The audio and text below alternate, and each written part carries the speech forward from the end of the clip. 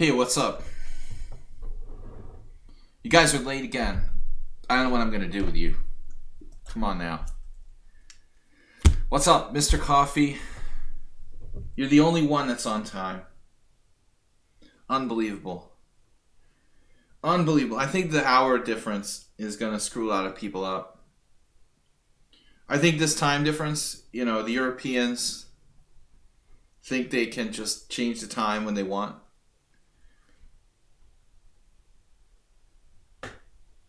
Alright, guys. Only 1 week of the crazy time difference.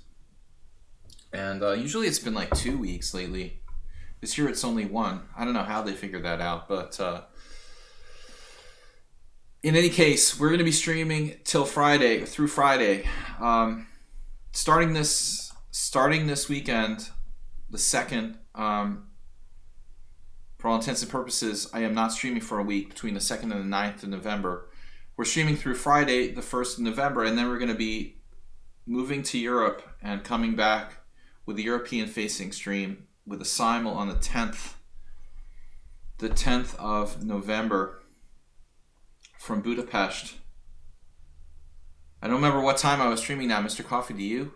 Was I streaming at like 6:30 or 5:30 or 6:30 in the evening Budapest time? I'll go back to whatever time I was streaming at before.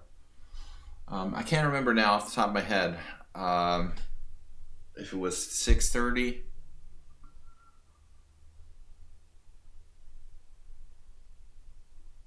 So, all right, guys, we're taking challenges 5 plus 3 through 7 plus 3. 6:30. 6:30 over there. Yeah, that makes sense. I was streaming 6:30 to 9. Yeah, we'll probably do the same.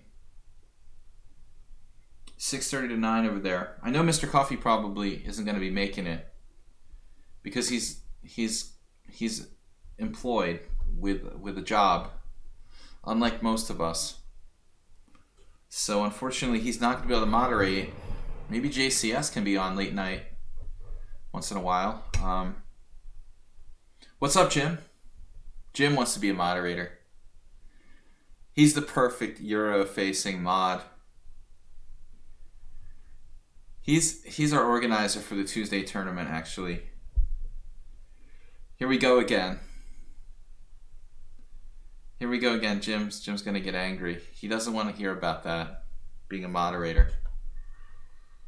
Jim is working, though. Is that crazy? All these chess players have to work. Guys, we're going to be playing 5 plus 3 through 7 plus 3. Okay, we've got a regular stream this week, Monday through Friday. Then we're down for a week.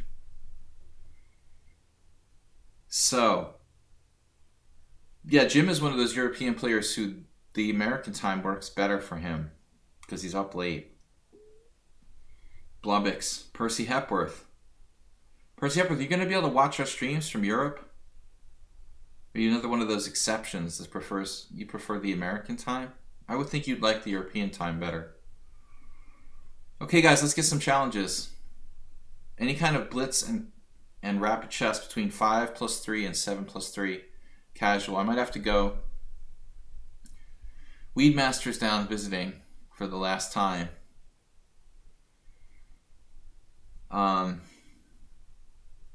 Let's go. Create a game. Create a game. Where's the lobby? I just want to see the lobby, dude. The lobby. It's 3 plus 2. Provisional. Who's doing what? Bob probing with controversial comments. Not going to respond. Alright. What do I got here? Casual 7 plus what? 3 plus 0. Searching for redemption. Okay, guys. Thank you for the donation, Mr. Merle Dixon. Merle always does this every week. He'll open the donations. The opening bidder with 100. Mr. Merle is the gold medalist for this week with 100 bits. You work all day, so I like these times. Thank you, man. Thank you for the compliment, Chess. Percy Hepworth, very complimentary. Appreciate it. I was looking for a challenger here. Can I? Can I get a normal time control from one of these guys? 5 plus 8. Can we get a normal increment? 8. Who does 8-second increments?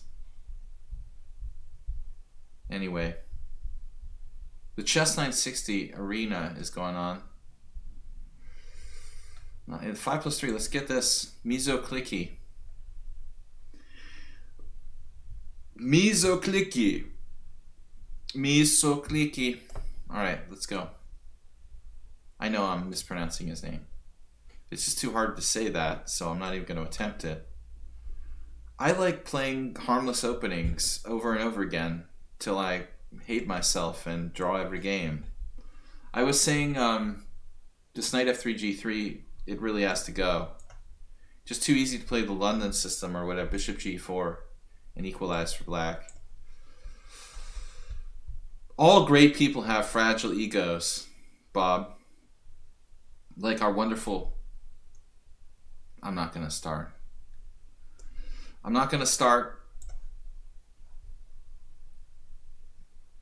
All people who think they're great have fragile egos. Queen a4. Queen a4, queen d7. What's wrong with that? Bob? Greetings, Bob.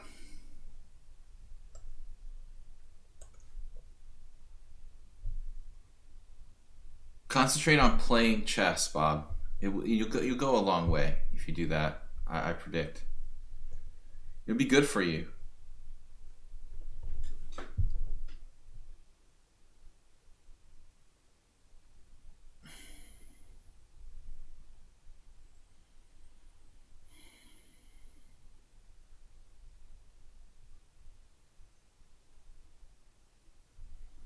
Is this my first game today?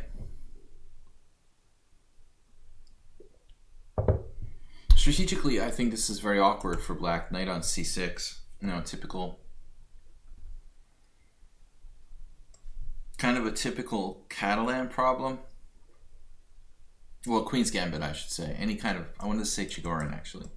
Catalan. I'm playing the Catalan. He's playing the Chigorin. The creation of these things together... Bishop out on g5.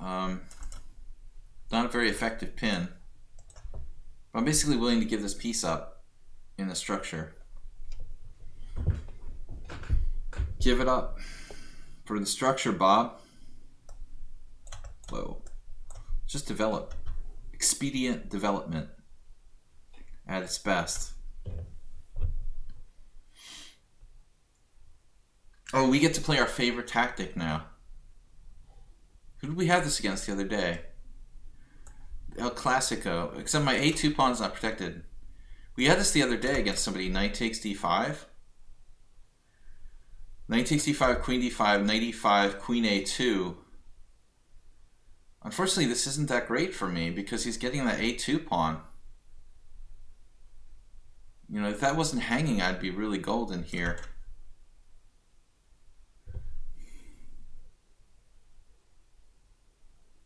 At the end of the day, it's just not convincing. I can't just be losing my a2 pawn.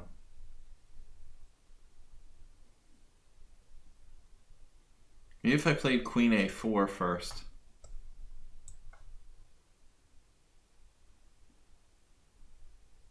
No unnecessary piece moves. Well, this is going to be a problem now. I'm not even threatening knight d5 because of knight d5, queen d5, knight e5, queen a5. No, I guess I have bishop c6 at the end there. So he's seen that, even though he's only 1700.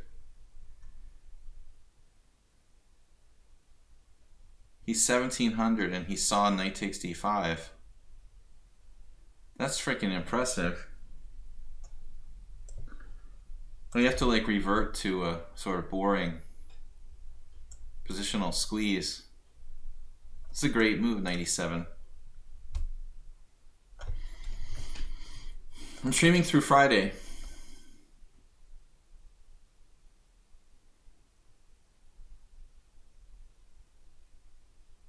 This guy's impressive for his rating. I say that about everybody. I tell that to all the girls. You're so beautiful for your rating.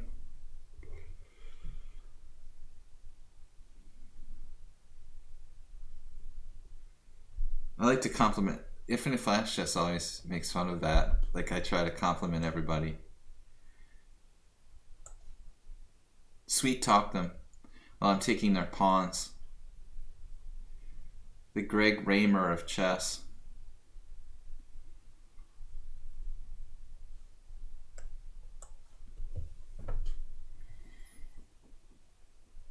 My father was an old school guy. He used to say, "Got to be careful because Joe's doing something in the other room." He used to say, you know, you get more flies with honey than with vinegar, right? If we sweet talk our opponents, we're much more likely to be successful. Knight takes d5, knight b2, slight fork, IVYM, who I haven't seen in a long time. This just looks like we're winning, right? How is he going to protect that? Oh, he's going to take that pawn. I can afford to give him that one.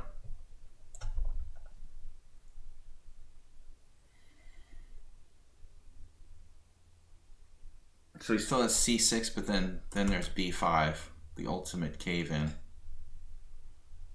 Either way, we're better here.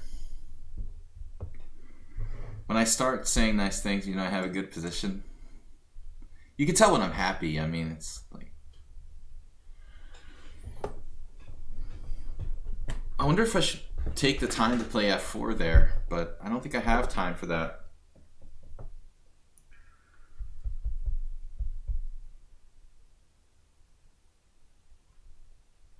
Not sure how much he's thought this process out here.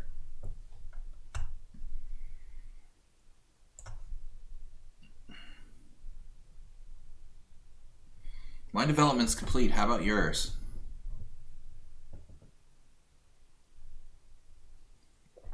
Knight on a5, a little bit suspicious. Yes, Bob. Sometimes I get in trouble because people get annoyed that I'm talking too much. It's my biggest problem. I realized that's why I hate Joe Buck the other day. As a fellow commentator, I realized at one point that Joe Buck just doesn't stop talking, you know, and it's like when you're a sports commentator or whatever, I think you need to like just allow a little bit of, you know, just every few seconds, a little bit of dead air, just to pause between saying something, so it doesn't sound like you're just constantly saying something for the sake of saying something. And I realized the other day that that's what it is that bothers me about him. He's got to constantly say something, no matter how useless it is or irrelevant, you know? It's kind of annoying. This position is not convincing. This is not convincing.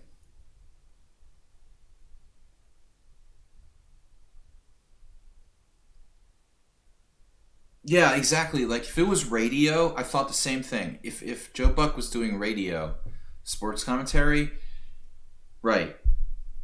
Absolutely. Like there can't really be any dead air, but with television, like, you know, there's stuff on the screen, you see the field, there's announcements and another commentator, and you can allow just 2 or 3 seconds of dead air, just so it's just not constantly talking just to fill the dead air, you know? Just 2 seconds, it would be a big difference.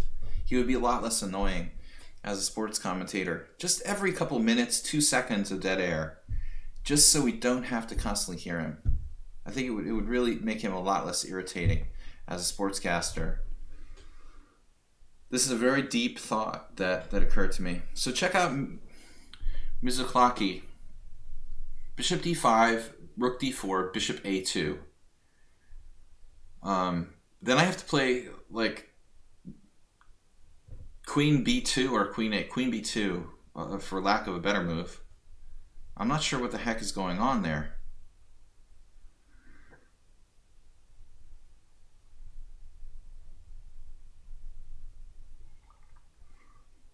I mean, Smoltz can be annoying too, but not like Joe Buck.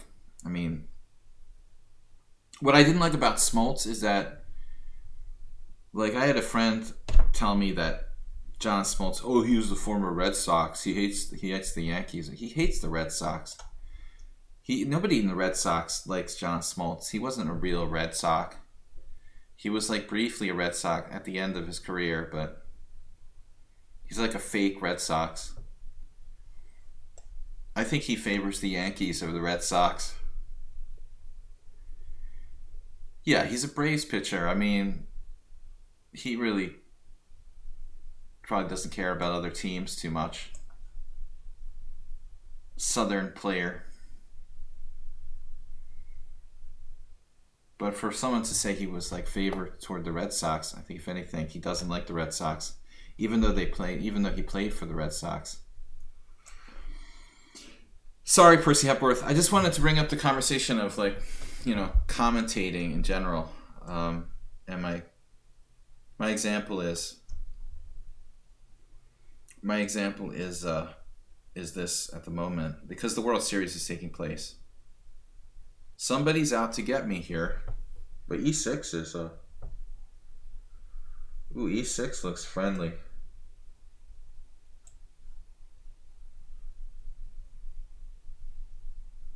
That's a friendly move. He's stopped calculating. Okay, guys, we've got challenges. But Banshee needs to... Wow, what's the deal with Banshee? Just needs to create some more anonymous accounts. And challenge other people.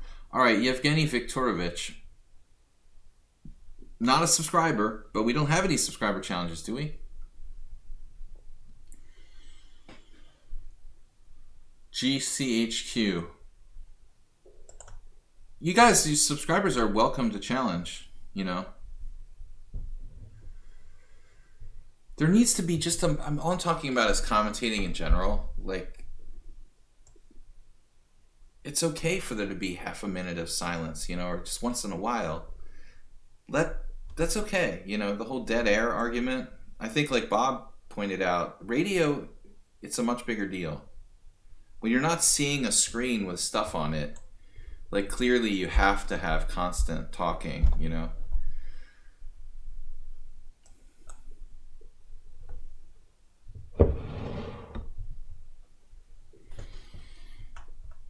It's all about brands. Talk to Bob. Talk to Bob about brands. He's a brand specialist. All right, here we go.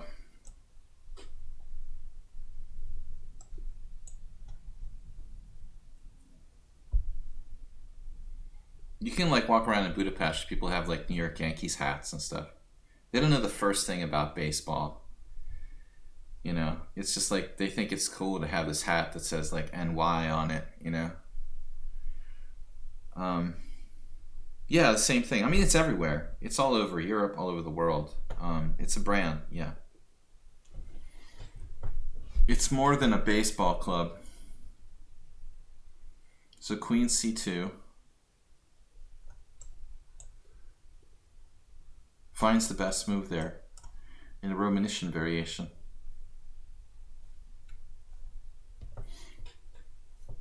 I guess the Greeks aren't big on baseball. I mean, it's similar to Hungary. I actually have a friend in Hungary who plays in a baseball league in Budapest. Very, very hard to believe it exists. I mean, I'm sure it's the same in all European countries. There's some underground American baseball leagues and stuff. Except for the Netherlands, where I think it's actually pretty big. Maybe in Holland, they actually have a little more love for it. It's good for betting. There's a lot of games. You can bet almost every day.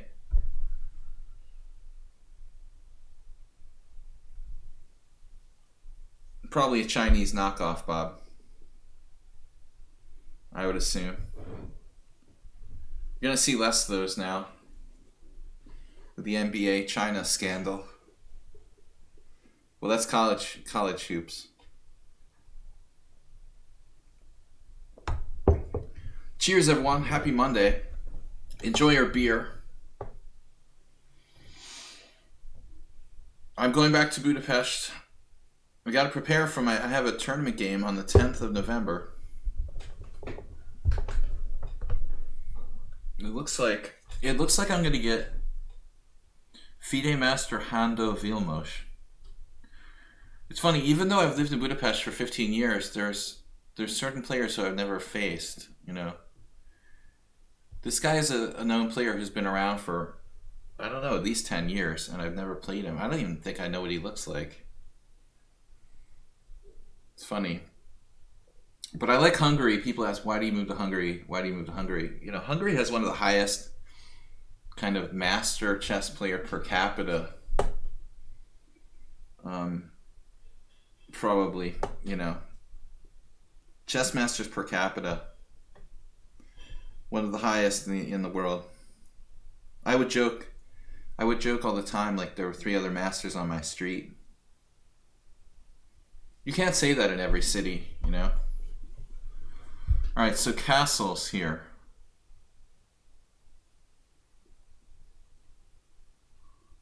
Back in the day, I had a lot of games with Eric Lebrun, German Grandmaster.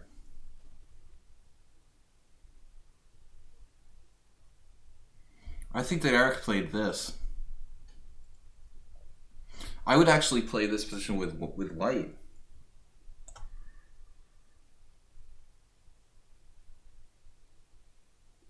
We definitely had something like this. The move's just flowing here. I also had a game with Gingy, the anonymous Roman, some years ago. And I knew when he started typing 4-letter words in caps that it was him. An anonymous online Blitz opponent. You can always tell when it's Roman and it starts cursing at you with the capital letters.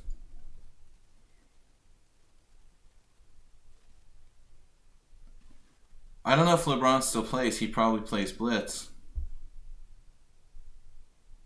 But he used to give me a hard time in this variation. I would actually play both sides of this line.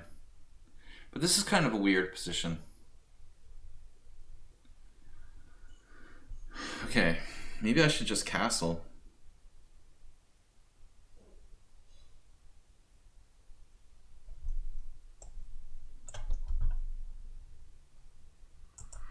Probably not an active player. He's a good Blitz player. He would play 2 things against me. One was the old Indian, and the other one was this. So it was always like a flip, what I would get. The Bogo with his bishop a6 or the old Indian. And they were both kind of offbeat, but hard to deal with. We also had some rapid games years ago, but I don't remember really playing him too many times. He definitely has a good score against me. Yevgeny seems to get stronger. I don't like his structure that much, though. That knight needs to stay away from the chalupas. Speaking of chalupas, you can go to Taco Bell and claim your free taco the day before Halloween, October 30th. Steal a base, steal a taco. I can imagine the line at Taco Bell is going to be insane. I played him in Banner Chess. Yeah, exactly. But I don't think I played LeBron that many times. There was a site called the World Chess Network, and Coach AH probably remembers that. I think it died around 2005. I don't know. But I quit around 2003. And it started to be poorly managed, and eventually they collapsed. They had a lot of sponsorship from Dado Tan. And so, I mean, it should have been a site that had a real future, but it was badly managed.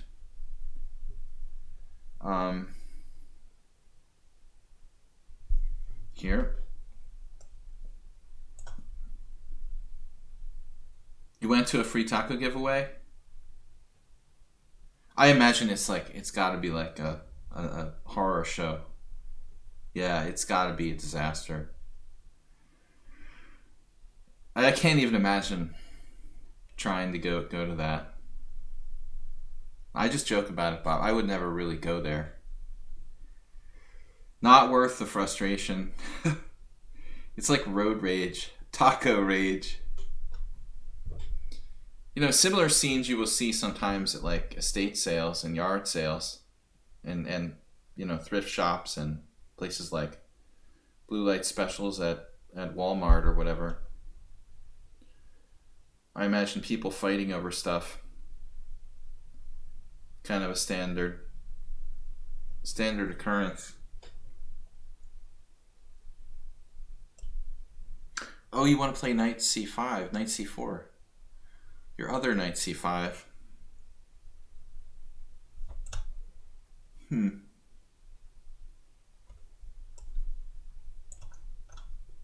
I imagine how many tacos can they have? You know? How much stock of tacos can they have? There has to be a limit, right? There's only one Taco Bell anywhere even near where I live. So that one Taco Bell like doesn't have the capacity to handle that kind of overload. I mean, clearly.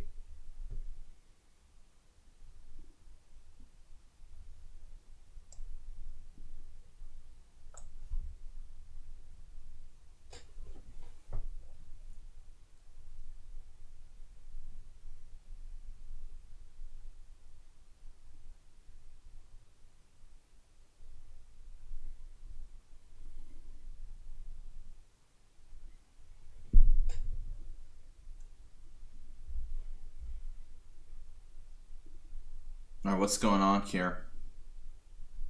Heading for D4. Theater near you.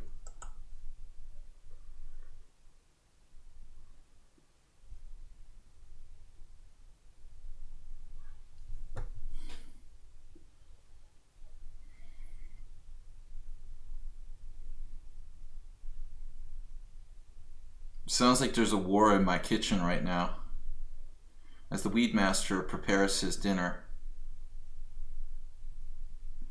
I wonder if he's listening to the show. Sometimes he puts it on his phone. So there's dual entry windows to the C6 square. That's going to be a pain to deal with. Impossible to stop both. Perhaps we should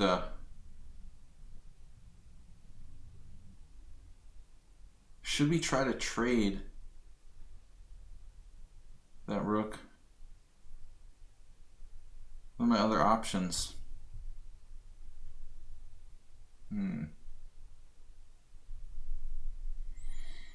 We have to avert this fork no matter what I do.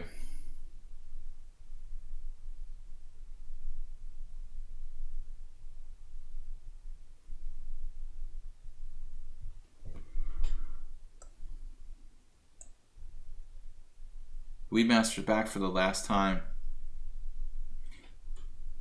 I was lonely, so I said, hey man, stop by. You should come and stop by. Selling the house.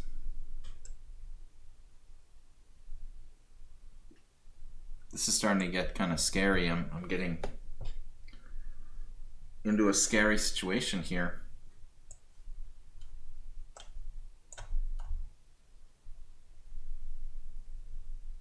Is Yevgeny's rating going up? Or has he been around the same? 2105. Never an easy game with this guy. I'm surprised my score is as high as it is. Looks like there was one game he just like resigned or something. What was that? There was one game that was like the starting position.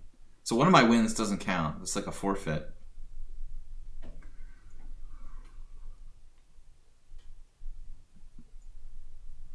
I mean, both sides have something going on here. He has the great control of the C file, C6 square. I have better structure. Open A file and his bishop isn't that great. So it's kind of hard to call.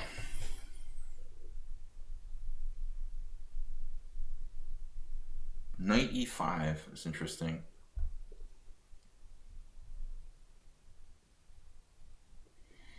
Knight e5, knight c6, actually. Knight c5.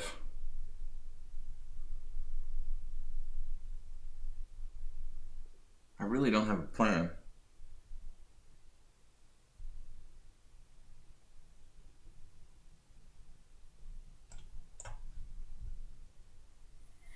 A bad plan is better than no plan at all. Instantly.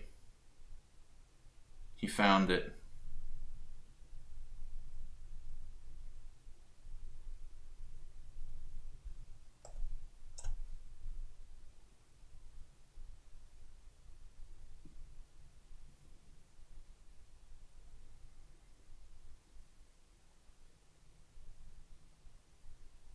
It's like playing Karpov. I said that last time.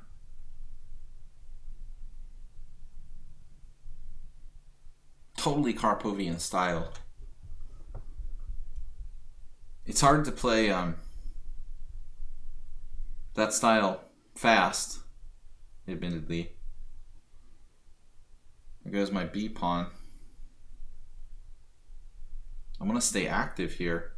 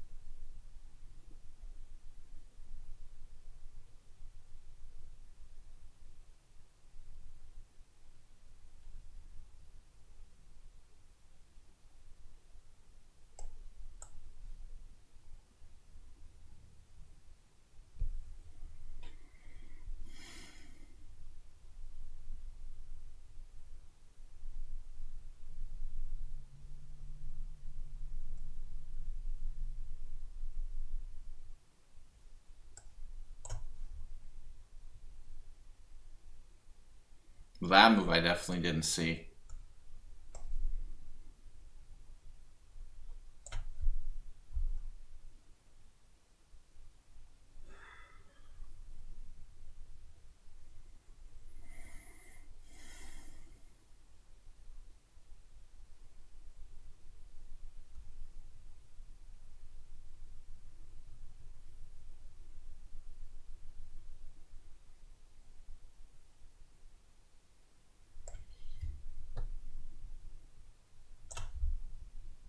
He had bishop takes d5. It was kind of an unclear position after that.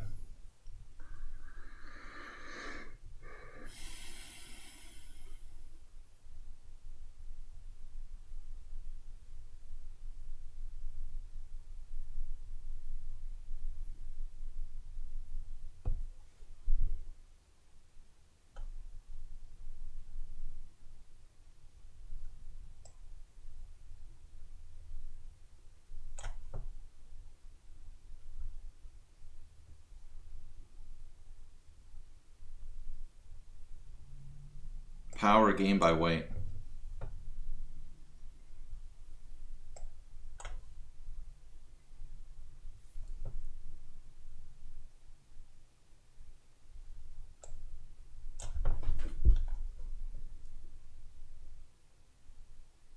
What would you give him for a performance rating for this game?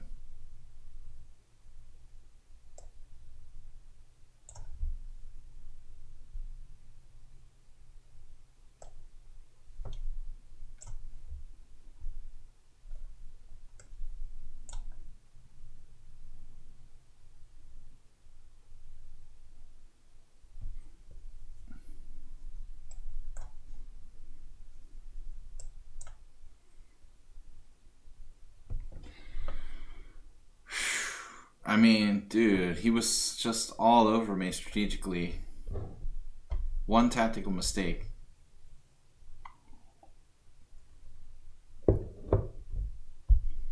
Have you played a bunch of those first Saturday tournaments to get some GM norms? Oh my god. I used to be like 2,400 something. No, I don't know who the highest is now. It was close between Leiko. It's close between Leiko, Almashi, and Rapport. They're all around the same, like high 26, borderline 27. They're all kind of drifting down now. Leiko's, I mean, it should be Rapport by now. Like, clearly Rapport should be number one. But he's not that consistent. I haven't checked lately who's the highest. Okay, guys, we're supposed to play the subscribers first. So, Mr. Slowhand, Stuk, and Niels. But I played a lot of Hungarian closed tournaments, man. I mean, I just never made any GM norms. The tournaments are always like the lowest possible category, extremely strong. I don't really think it's the best way to go about getting a GM norm. Better to like play open tournaments. Now you don't have to have closed. You don't have to play closed tournaments to make GM norms like I did. You know, when I first moved to Hungary in 2003, 2004, the rules were you still needed round robin norms. So I was trying to essentially get my round robin norms back then, but now it's not required. So the best way to make a GM norm is to just play the strongest possible opens.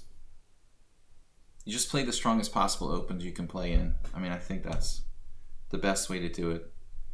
It's actually the wrong idea to play these strong. Those closed tournaments are not worth it anymore. Actually, the first Saturday really sucks now. It sucked for a while because it was the location, but they really don't have enough customers because FIDE did away with the entire concept of round robin norms. So no problem at all. Who supposedly he might be Hungarian says the Rapport is world 20. I haven't checked the rating list in a while. It should be Rapport. I mean, Leiko and Almashi are sort of fading, so they're not getting any younger. I mean, Rapport should definitely be. If Rapport is still a Hungarian, you'd think he'd like immigrate to Germany or something. He doesn't play. He's not playing for the European. Actually, did you see the Hungarian European Team Championship team? It's really fairly weak. Glidora is playing board 1, Erdos board 2. They don't have a lot of sponsorship. So they've always had problems with people like Polgar and Leiko not wanting to play in the Olympic team because they're not getting paid enough and such. Interesting that Mr. Slowhand here playing the C3 Sicilian. I tried this against someone on Sound, one of our subscribers, and he did well. But you know, one thing that's interesting is you got people playing the Smith Mora with white, right? The Smith Mora with white, which Jim also plays, is it's kind of an uncompromising gambit system. So there is something weird about playing the Smith Mora and then transposing to the C3 Sicilian. They're not really, you know, similar openings stylistically. So I think it would be hard for the Gambit style players to adapt to just this like straightforward sort of ultra positional style game. All right, what are we doing here?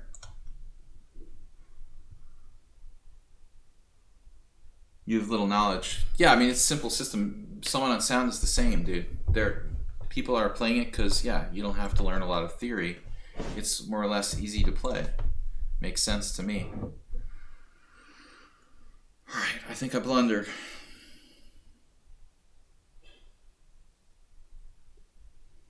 B6 wasn't the best move here. Oh, not again. Don't start Bob about Esserman. It's boring. Bob has an obsession. I told him he needs like therapy or something. He's been scarred. Let's talk about something else this week, Bob. We can talk about John Buck or maybe sports commentators. Let's get your mind on something else. One track mind. All right, b6 was a bad move. We can play knight g5. Anonymous cheer donated 1,000 bits. Wow. Now, Mr. Slowhand has been very generous. I don't know that he's an anonymous cheerer. It's definitely a possibility. I know, Bob. It's the boy who cried wolf effect. Sorry, Bob.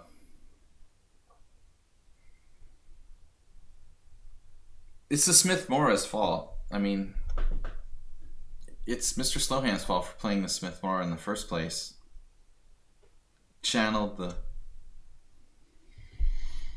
effect. So I think that he should play knight g5 now. I mean, the whole problem with b6 is that I can't play knight f6 anymore without dropping my c6 knight. You know, so now I'm going to have to play like either g6 or f5, which weakens my king side. I guess his move is okay, but it's just okay. You know, it's not a great move.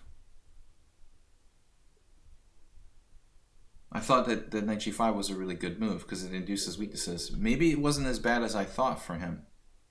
But clearly he has a plan now. Let's try to play actively.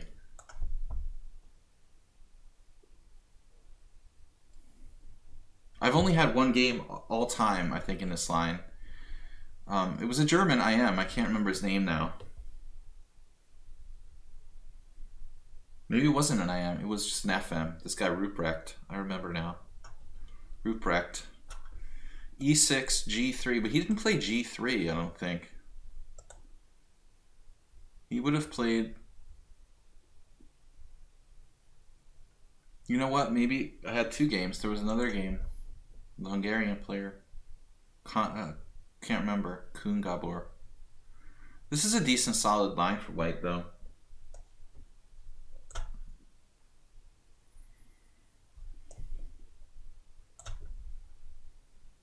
What a weird idea. Knight e5.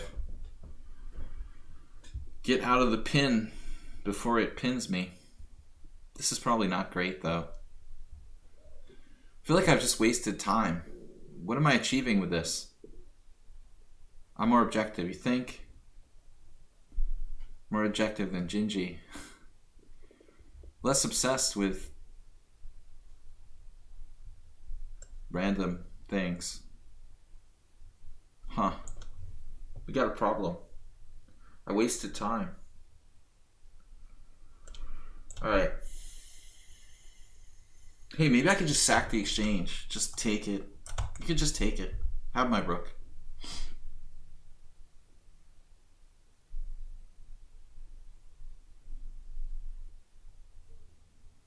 I strive for objectivity. Some of us strive for material gain. Oh, I could also... Actually, Move 11, one of my friends and one of the subscribers here, he submitted something to me today. There was a discussion on Naka's channel about which is more valuable, 2 rooks or the queen. And Move 11 was saying that Hikaru was like really opinionated that the queen is better than 2 rooks. I mean, I just want to go on the record and saying that's kind of absurd. But if Hikaru was speaking in terms of like bullet chess, then I completely understand what he's talking about. You know, I don't know what context this discussion was. I don't know if Move 11 is watching the stream. Thank you guys for donations, Jim, WJ Loof, 300 bits from Jim, 100 bits from WJ Loof. I mean, obviously rooks are worth, 2 rooks are worth more than a queen in a vacuum. Here's an interesting position where I could potentially sack them for the queen. I think it's fine to sack them.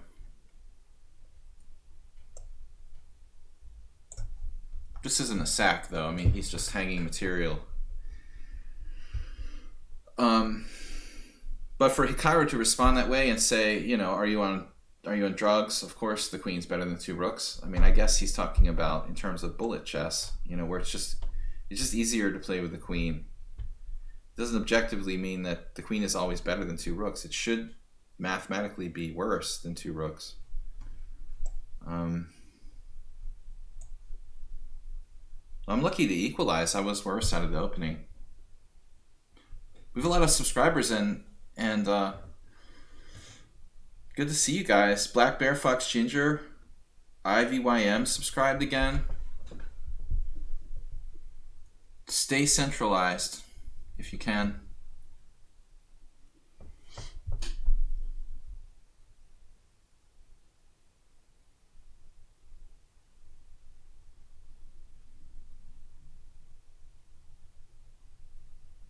I try to be objective.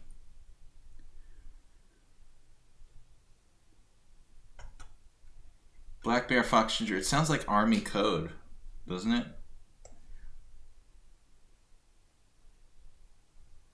Is that the military alphabet or something?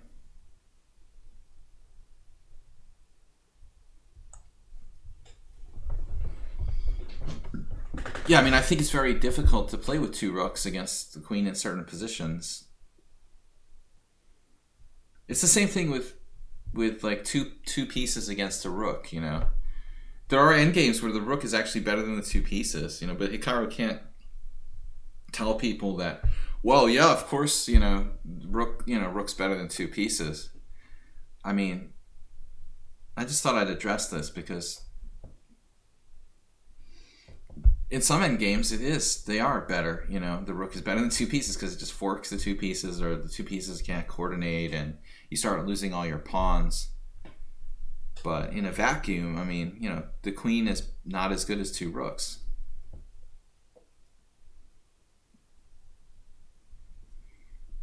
It's sort of a stupid question, you know, honestly. I mean, this is a typical chess stream question, like, which is better, the queen or 2 rooks? I mean, for bullet chess purposes, you know, it's easier to trick people with the queen, you know, I mean.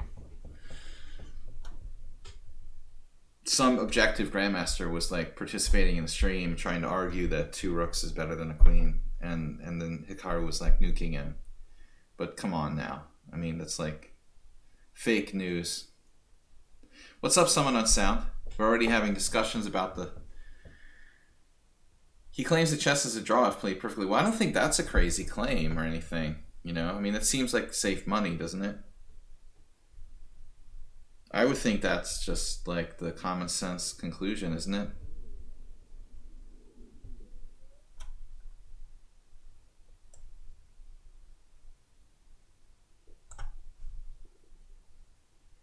Someone on sound is computer expert. We'll let him handle this question. I'll defer to him at the briefing. He'll field all questions on computer chess.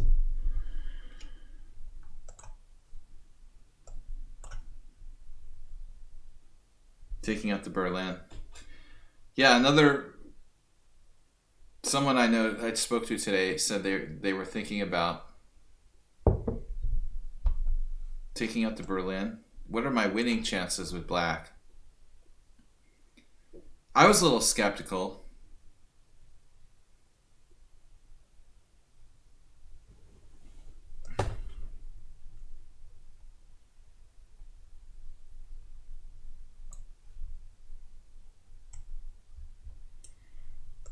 I remember back in the day, why didn't I play like rook d3 there? He would have had rook d1 anyway.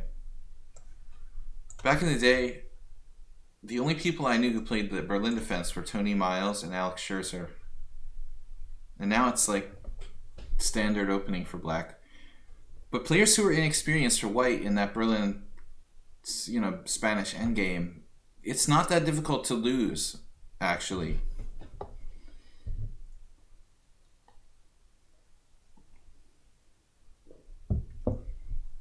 WJ Loof, are you asking me or are you asking the Peanut Gallery? Very different things. They're asking the Peanut Gallery. I need advice on d4 defense. I've been going back and forth between Queen's Gambit Decline, King's Indian Defense, Grunfeld, Queen's Gambit decline, King's Indian defense, and Grunfeld. We had this subject with someone on Sound recently.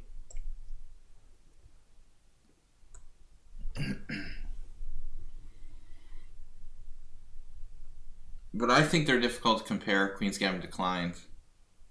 I'm criticizing.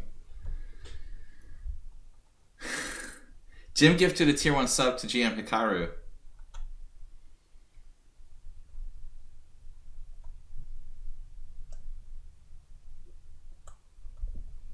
Going for it.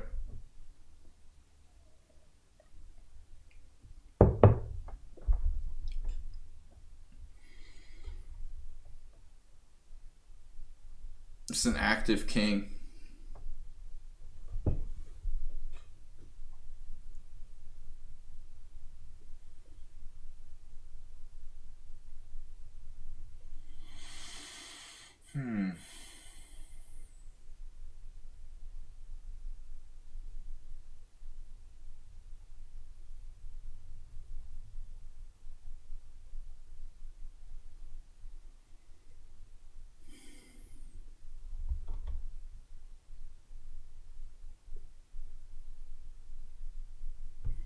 Time. I don't know what to play. I'm totally at a loss here. I don't know. It's probably just a draw. It's just not quite enough to win. My last move was totally debatable.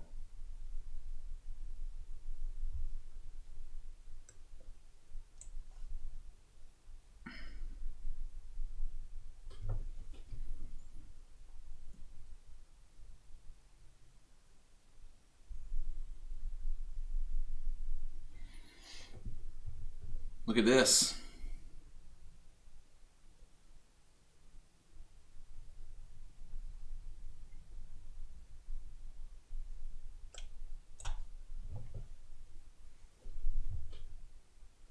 A3.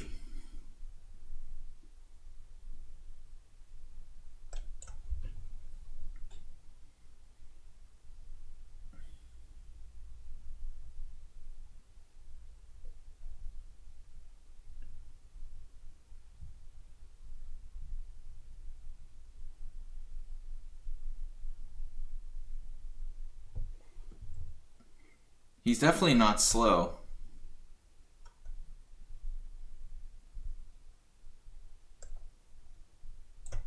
This is a stupid move. Stupidmoves.com. Damn.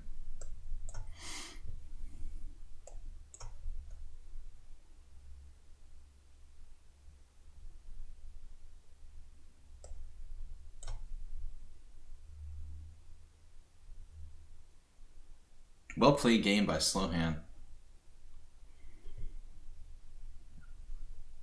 I just don't have enough.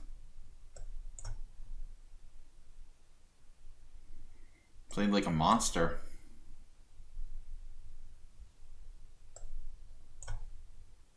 And fast. Let's be like Dingley Wren not to lose now. Damn, dude. With the speed and the strength in this game. Impressive.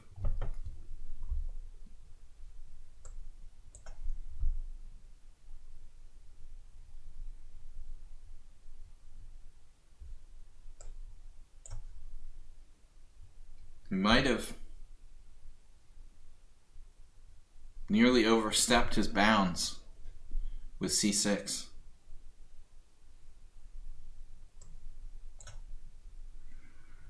Overstepping the bounds of one's limitations. Someone on Sound knows what happens to people who do that. Yep. He's overextended. This is not what he was planning.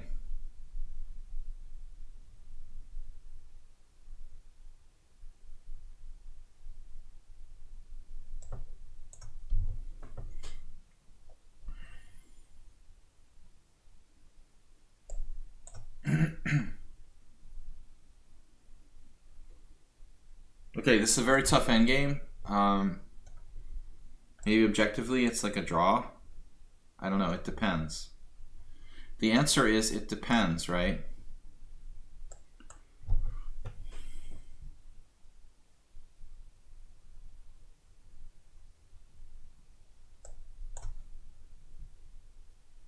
I don't think that's the right way to go.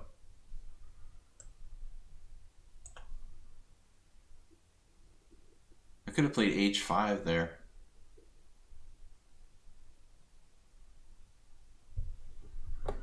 Still not over. That's not a good move.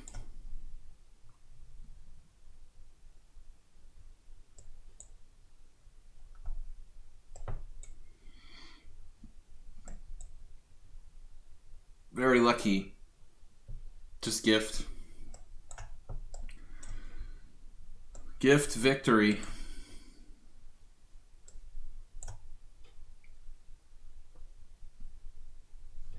Alright, man. Tough game. Wow. Should have been a draw. Okay. Someone unsound Stuk and someone unsound. We're taking subscriber challenges first, guys.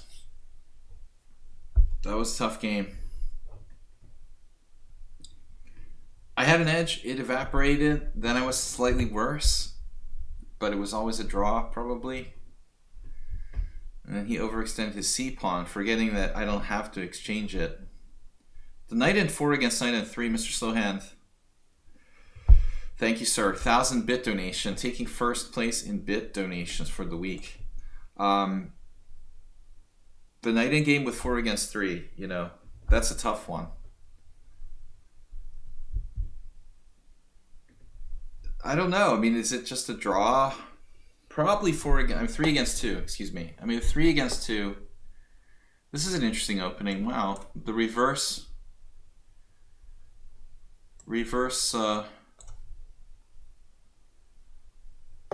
Clarendon Court. Aren't knight in games like king and pawn, so it should be a win? It's not that simple. No. They're closest to king and pawn, but I don't think you can say that across the board, Move 11. I was just mentioning you. I was discussing your question by email that you sent in about the 2 rooks versus queen on Hikaru's stream.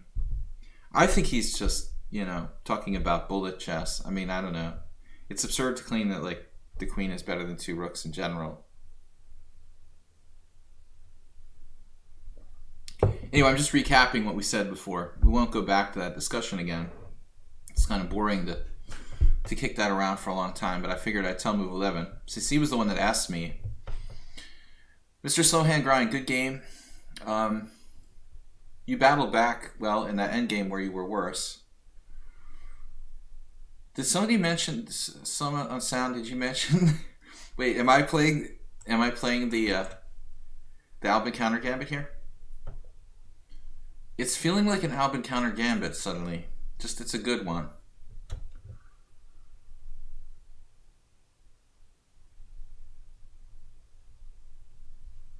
It's a really good Albin counter gambit. It could also be a Benoni reversed.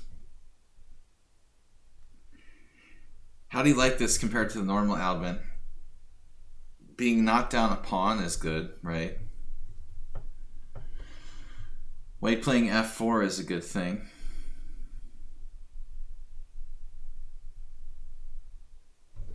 Mr. Slowhand with a super generous donation, guys. Tomorrow we're going to have the Blitz Arena. Panda and Horses Club. I should send a message out to everybody so we get enough players for that. You have to join the Panda and Horses Club to play in the tournaments on Tuesday. I hold an arena. I'll try to send a reminder to everyone who's a subscriber. Tomorrow night at 5:30 we'll have our Blitz Arena. If I send subpoenas, Move 11, nobody will come. Make the bird work. Just give him the bird.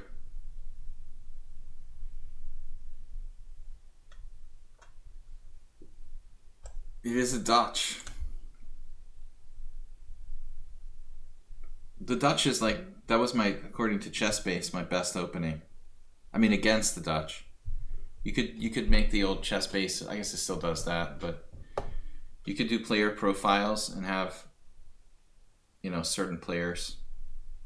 Statistics. My Dutch, playing against the Dutch was my best. My worst was a C3 Sicilian, which someone on sound may have sensed.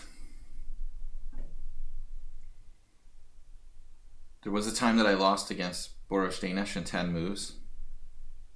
Or 8 moves, like an opening trap. But to be fair, Hungarian Grandmaster Chom István had fallen for the same trap before. So I don't feel that bad.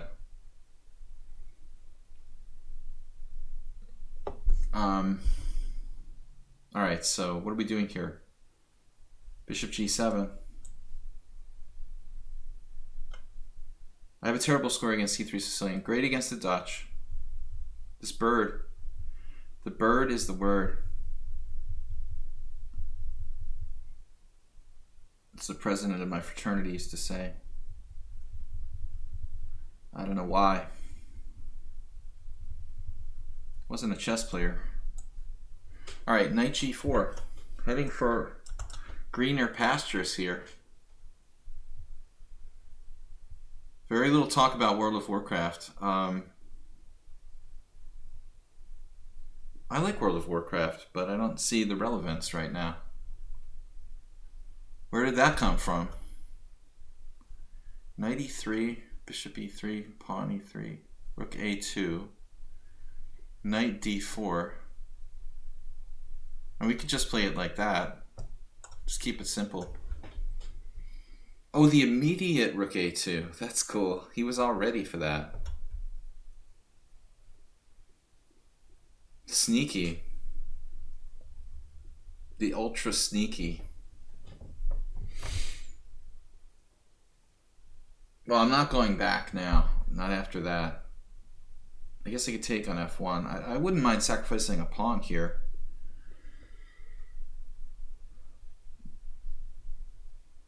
Bishop G4 does nothing. This piece is best left where it is. I mean, I could pull my knight out and just admit I made a mistake. Variation A. Take his bishop on F1. I think it's important skill to be able to admit you made a mistake, right? But how bad will my position sort of be detrimentally affected if I play knight G4, H3? Knight F6, G4. It just looks stupid. I waste a lot of time. It's probably better just to take on F1 or sacrifice the pawn. Bishop E3, D E3, Queen E3, Knight D4. I'd rather just sack a pawn. You can also take on D4, but that's okay. Knight D4, Knight B3. Another random question. You might face the Peerts. You guys with the Warcraft and the Peerts. I don't get it. Why are we talking about how does the Warcraft and the Peerts come into this? We're playing against the Birds defense.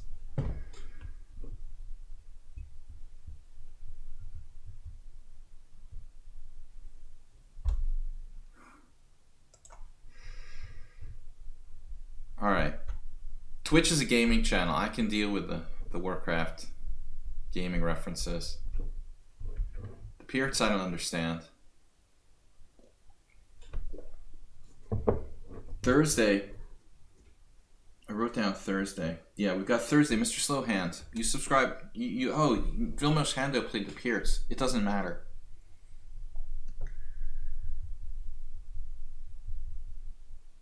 Hando Vilmos. So he'll be white. He should be white.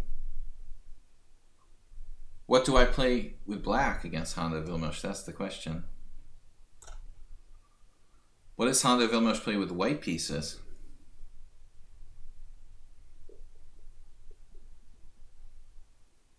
Don't tell him I'm playing him, okay? This is major secret. I hope he's not watching on Twitch. Because, you see, I didn't play the first 2 rounds of the Hungarian Team Championship. This guy doesn't suspect he's necessarily going to play me unless he has some sort of inside information. course, all he has to do is like turn on the internet and look up my name and watch my stream and hear me saying, "Hey, I'm coming home." But most people won't do that, so there's still a chance that poor Hondo Vilmos thinks he's playing like a 2200 or something next Sunday.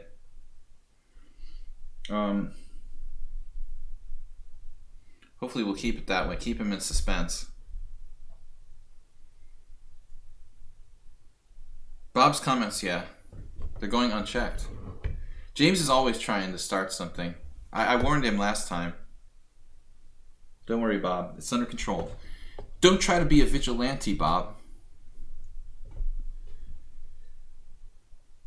So what's the plan here? Just exploit the squishy, soft underbelly of White's position.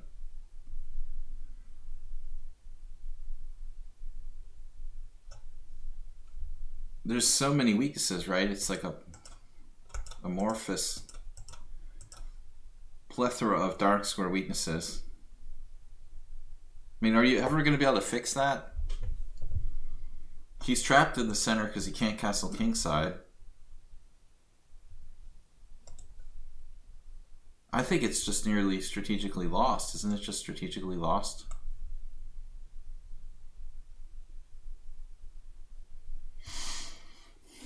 Bob is just a troublemaker.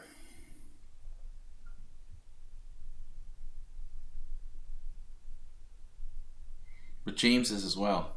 They deserve each other.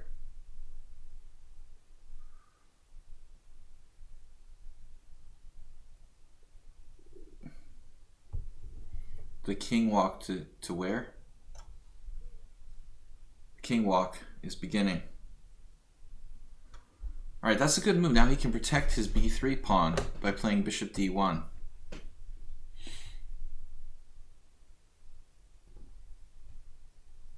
I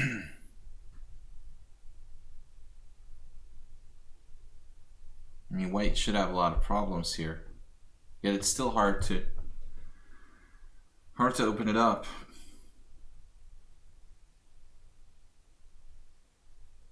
b5.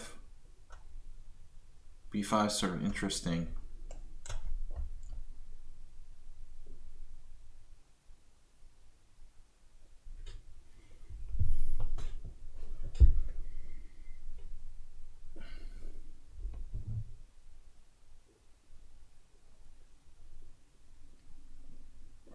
This is a good call by Stuk. He finds a way to get some sort of counterplay.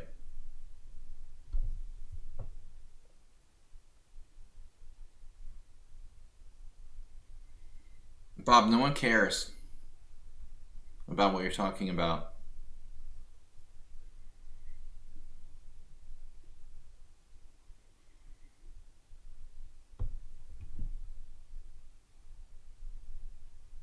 No, I live in Budapest already. I'm just going back.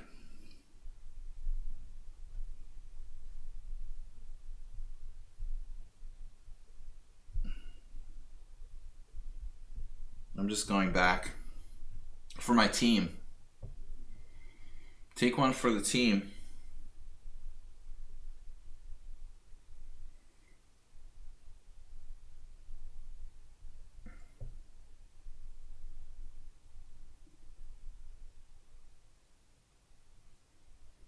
This is a little bit annoying. Not happy with the way this went. Great defense by Stuk. H4, tremendous move. Tremendous, setting up any kind of defense here at all. From a difficult position, to be frank. I don't want to get mated, so we need the evacuation square.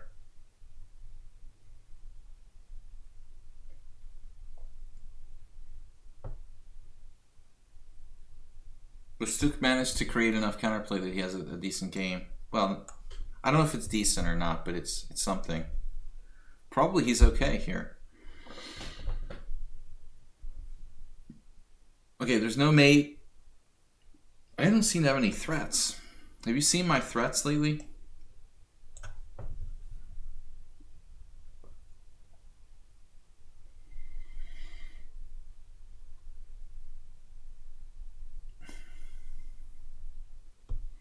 got the Belgian beer right here.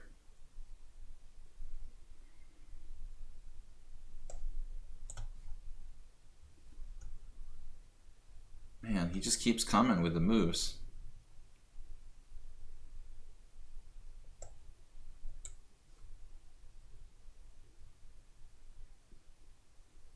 It's unbelievable.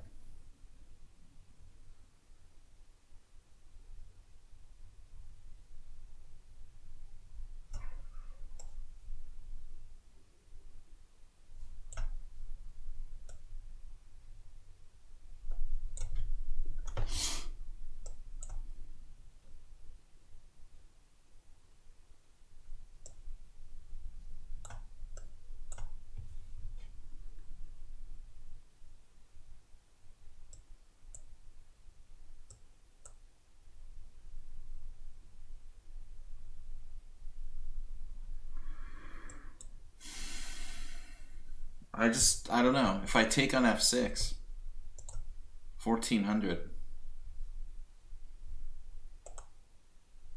So he's winning apparently.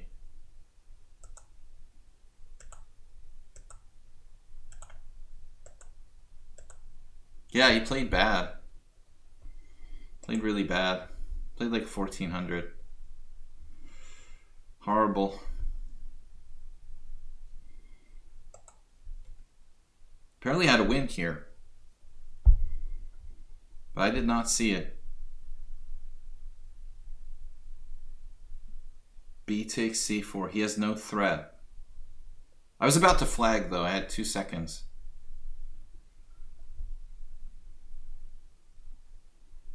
He just doesn't have a threat. So e6 is like a losing move. I literally had 3 seconds when I played e6. I was about to lose on time.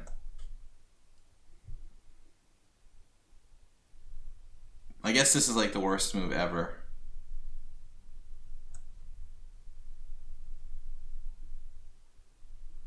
I basically get mated after knight h7 and e5. Because I give up control of f6.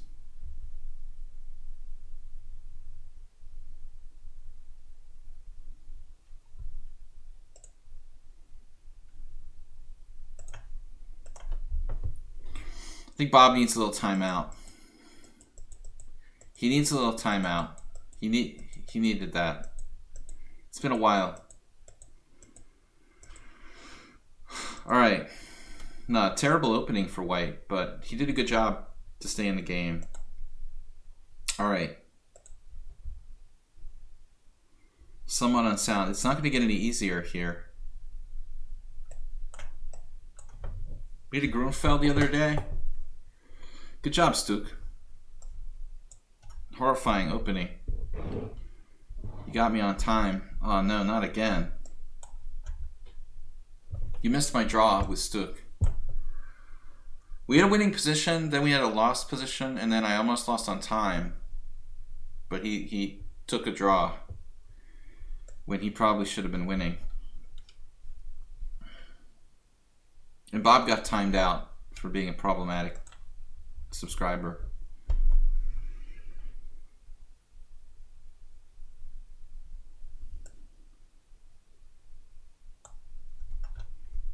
Now Fidov. Yeah, will there be subs? I don't know if there'll be subs. I'm hoping that we'll have some new subs. Are you going to subscribe a second time? You can always subscribe a second time, Fidov, with you can subscribe a second time with a new account. Like, just make another account and subscribe with that as well. I'm just teasing Nefedov. He asked if there'll be subs. Free donuts, no subs. Pizza. Tacos. Wait. Thursday? No, tacos on Wednesday.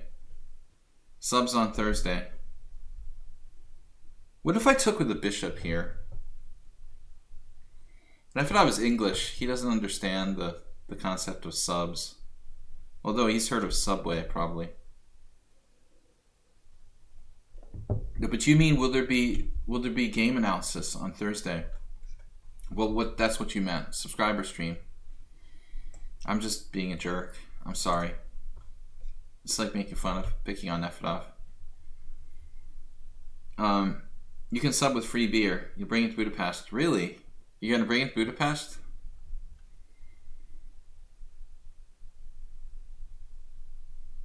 What am I taking to Budapest?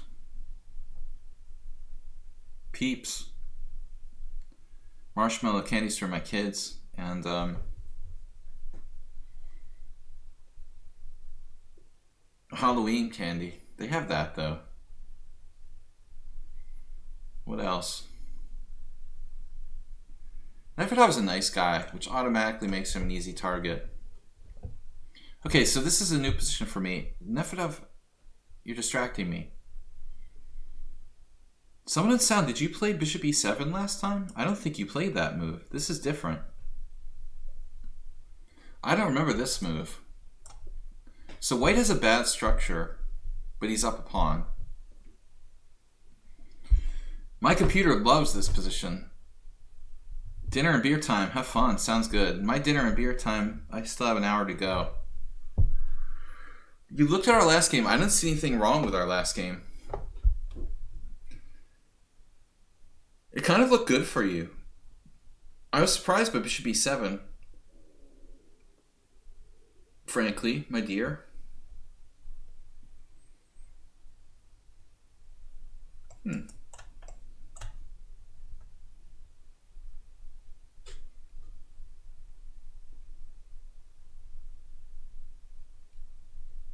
Bishop E7, I mean, one of the lines I saw the computer wanted to go for was a setup based on G6 and Bishop G7 where it would sort of try to surround my pawn on E5. Alright, knight H4. This looks like a game we had a long time ago.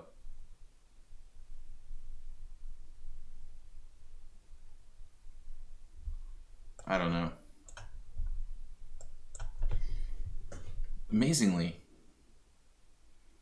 strong player, this guy. So he's playing gambit openings so he can exploit a structural advantage. That's pretty sophisticated. Pretty sophisticated, dude.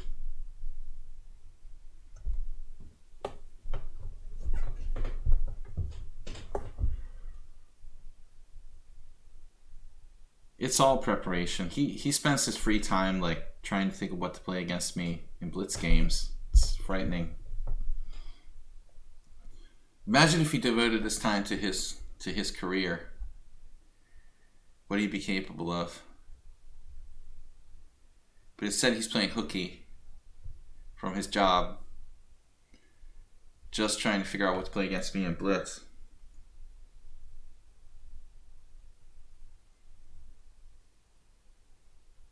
The other thing is that he plays super fast. It's really hard to deal with it.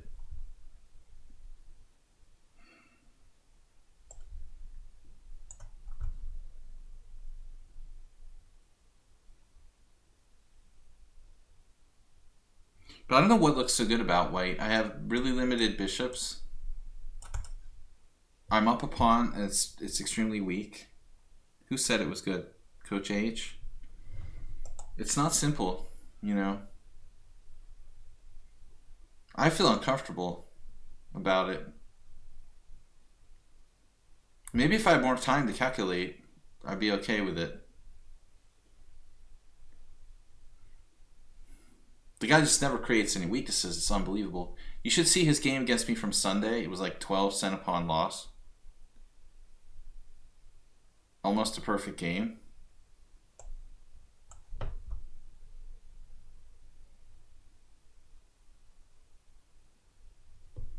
Bob's going to start making accusations pretty soon. If he keeps playing like that.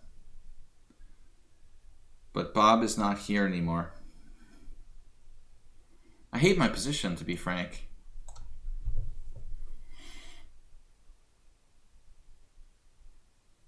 Alright. I gotta get my pieces developed. I'm just going to lose this pawn back. Bishop H3. Rook E1. He's a minute and a half ahead of me on time. He never creates any sort of pawn weaknesses. How can you play the black side of the Albin and never create any kind of pawn weaknesses? What about Candela? I just hung my e3 pawn. Well, that's good. That was my plan. Candela was a German player who was playing in my streams sometimes. Flagged as a cheater. Well,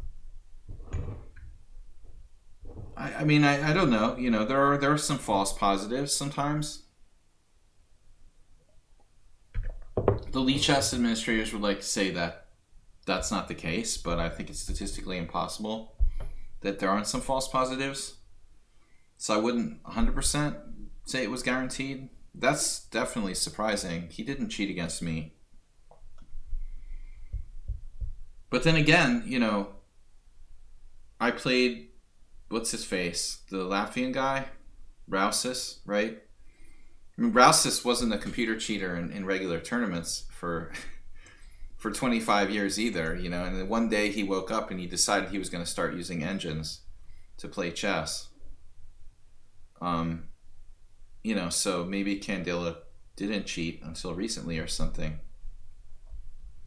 He didn't seem like he was cheating against me.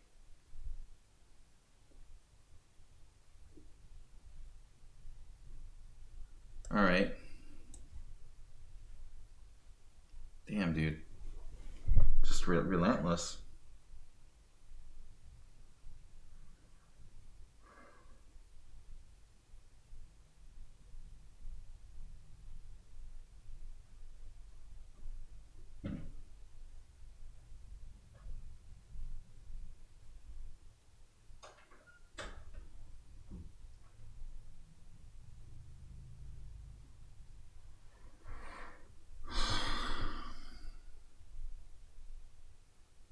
Dude, he was 25.50?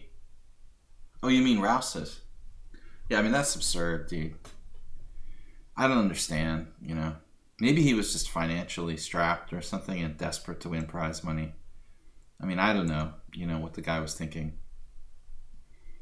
I played him in like 1999 or 2000. Maybe it was 2000. And it was just a totally normal game. I mean, he was black. It was a draw. It was, you know, normal.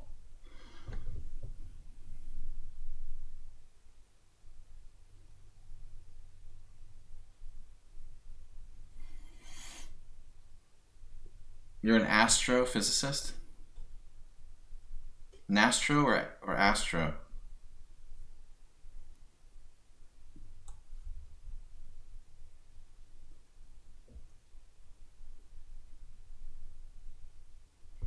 Are you on board? Are you on board the space station now? I have another chess friend who's very proud of their astronaut friend. They have an astronaut friend. Now I too can be proud of my astronaut friend. An astronaut.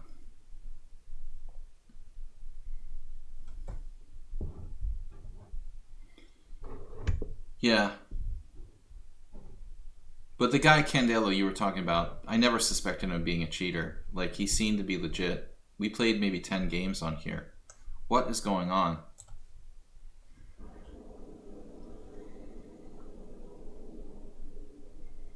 Someone on Sounds, Achilles heel, the one-move tactic. Joanna Tries is live. She always, like, closes the stream after I rate it. Alright, rook takes e5. The story, I mean, about Rousis is 3 months old, or Candela? What are you talking about?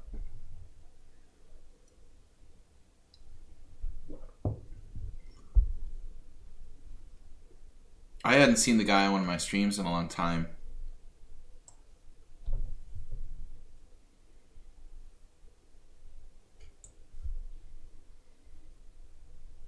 "4Q.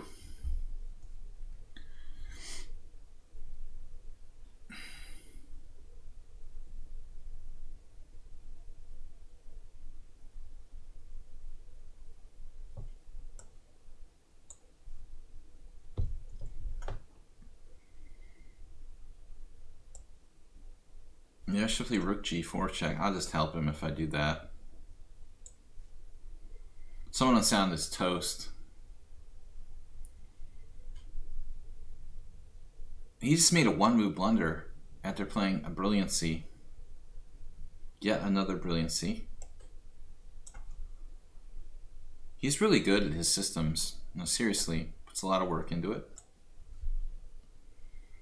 Master of the Albin and the Smithmore Gambit and the Danish Gambit. Actually, someone on sound, I saw you played like a Goring Gambit where you hung your game.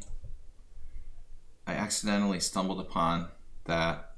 You played a Blitz game where you were like up 2 pieces and lost or something. That was really sad. Sorry about that.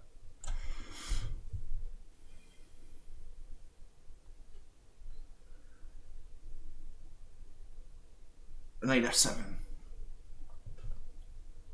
This is anticlimactic.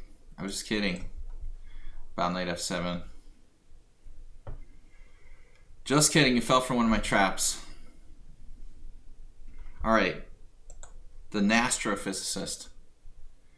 The Weedmaster's having a shower. You guys can hear the water running. We should go. I don't have a, it's not like Southwest Airlines. I don't have a cam in the bathroom. I was thinking about it though, the bathroom cam.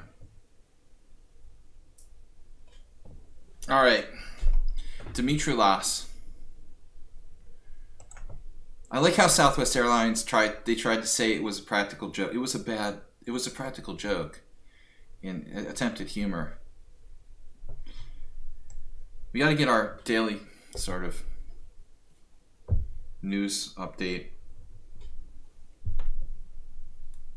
All right, current events. We like to stay up on current events. Who's here? WJ Loof. WJ Loof's back from dinner already? Are you sure? They went to dinner. Dinner and beers, which sounds really good. Someone on sound what happened. You just start hanging pieces. Alright, I'm going to play e5. I'm inspired. Dimitri Las is pretty solid. Did I forego a subscriber? No, okay. We are taking the subscribers first.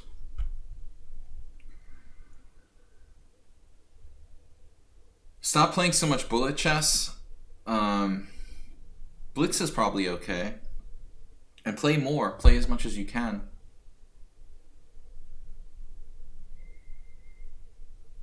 Be brave with e5. I wasn't expecting a King's Gambit. I don't think he's played that against me before. I'm not Flockbeer. Flockbeer just happens to be watching the stream. I guess it's an omen. Like, I have to play the Flockbeer because Flockbeer is watching the stream. I'm going to be a loser here and play, like, pawn takes pawn. I don't know.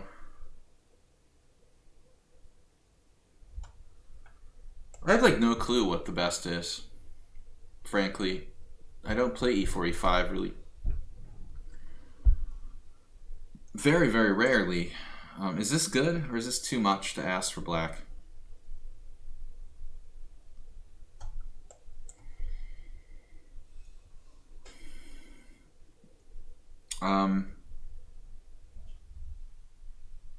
Maybe just bishop e7. That doesn't seem right.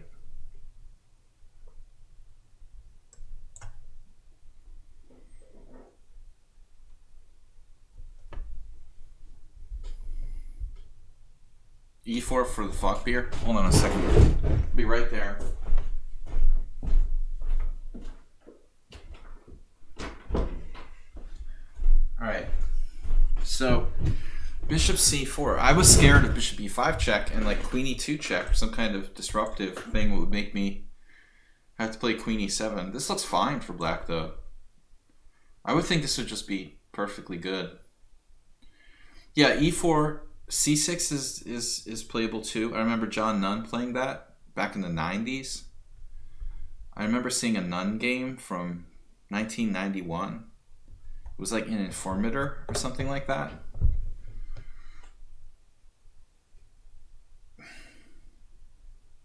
Nunn used to play the Marshall, didn't he? Maybe I'm crazy. He probably played like the classical Rotopez or some crazy stuff. He played the Najdorf. So c6, e4, but e4 is the main line. E4 is recommended by Stockfish. E takes f4. It avoids sidelines. I think that's the nice thing about this. For black. Don't really know what I'm supposed to do here. It's a good thing that we have Falkbeer in the house, because without that, I don't know what we would do. I'm not very well versed on the black side or the white side of the King's Gambit, to be frank.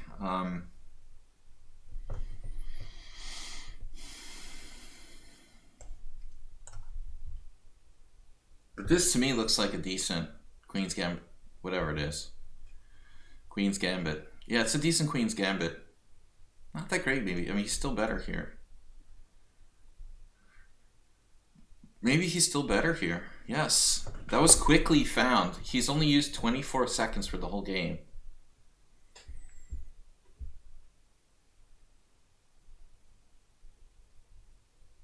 We should ask Jim.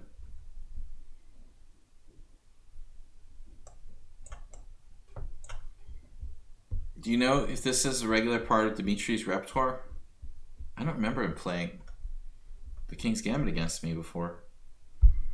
I don't play e5 very much, but I seem to recall that it was usually something more classical, more conservative, let's say. Mr. Slowhand, wow, good night. Hope you can join us again soon. We're going to be streaming through Friday if you can make it. Thank you for your donation, sir. We had 1,000 bits donated for Mr. Slowhand. And also, how about an exchange sacrifice here? We should at least give it a passing consideration.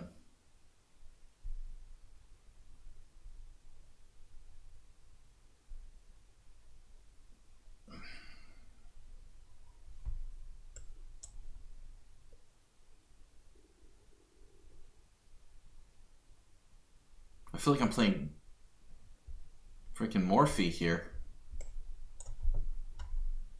What a great, beautiful game by White, using no time. He's 49 seconds so far. He's rated 1821, 1821, 1821, and 1595 in bullet.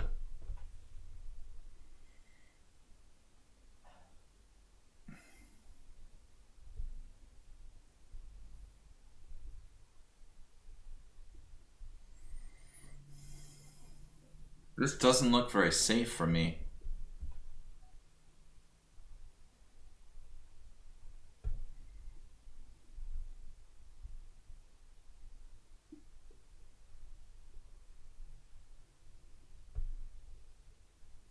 And I've never seen him play the King's Gambit. You know that he plays the King's Indian defense. You've never seen him. I've never seen him play the King's Gambit. This is probably his little brother or something. It's always the little brother that gets you. You know, you start getting suspicious when it's this weird opening that he's never played before.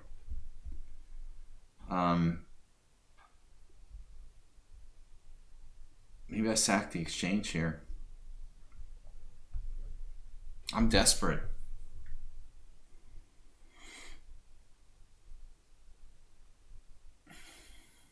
This is bad news. I mean, I am seriously in big trouble. The heck am I gonna do?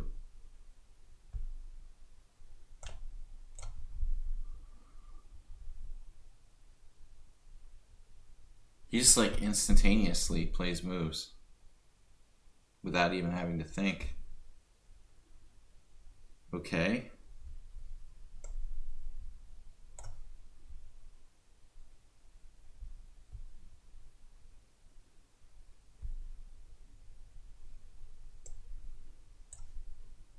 That's pretty concerning.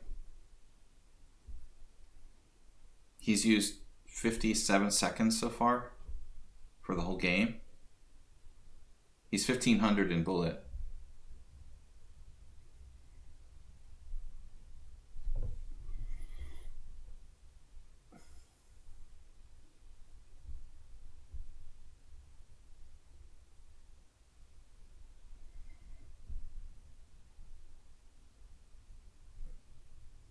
I don't think he necessarily made the best move there. But I still don't like my position.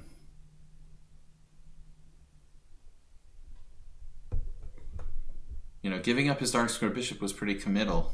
It might give me a chance to survive.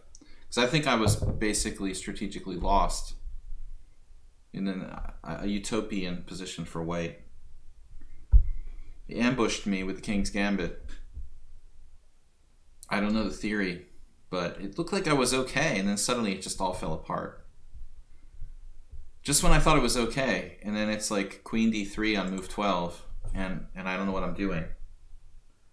And this pawn sacrifice with knight e5, which isn't really a pawn sacrifice.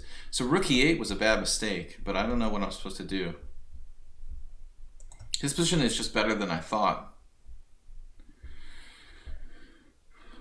I don't think my position was ever really okay. I mean, it's okay, dude. It doesn't matter. I have a 3-second increment. You know, I'm not going to have to lose on time unless I have lost position.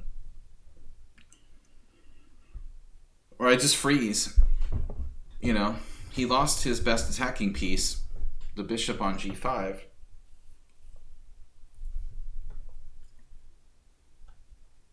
I have some ideas here.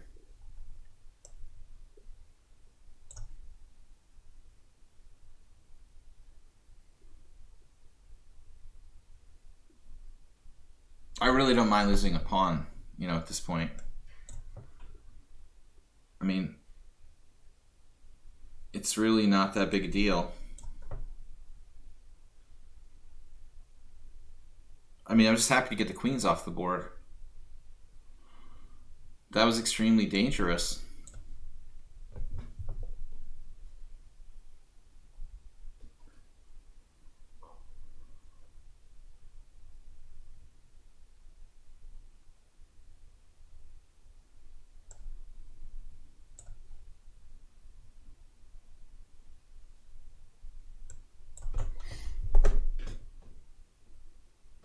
We already have some sort of counterplay. And objectively, it may not be quite enough.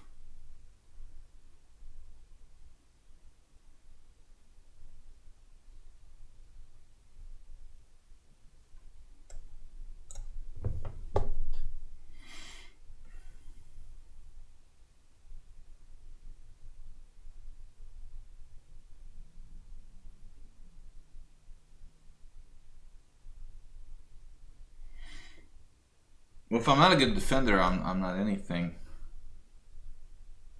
Man. This is a tough position. Not sure. I don't think a5 was the best move.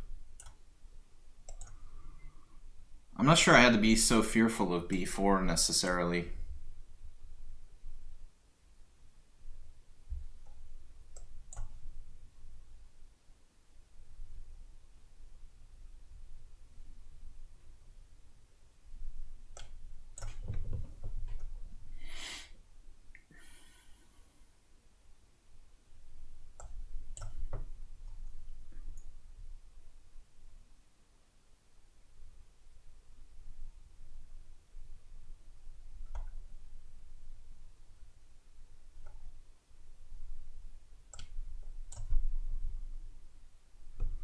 I mean, speed is unbelievable. And technique. Excellent technique. 1800. 1500 in bullet. I'd like to know who's responsible for his bullet rating being 1500. I mean, that's just frankly absurd.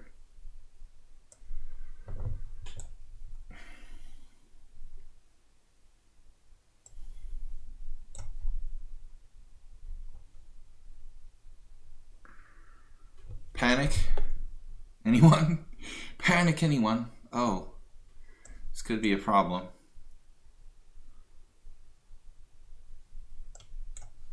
I dropped my h7 pawn.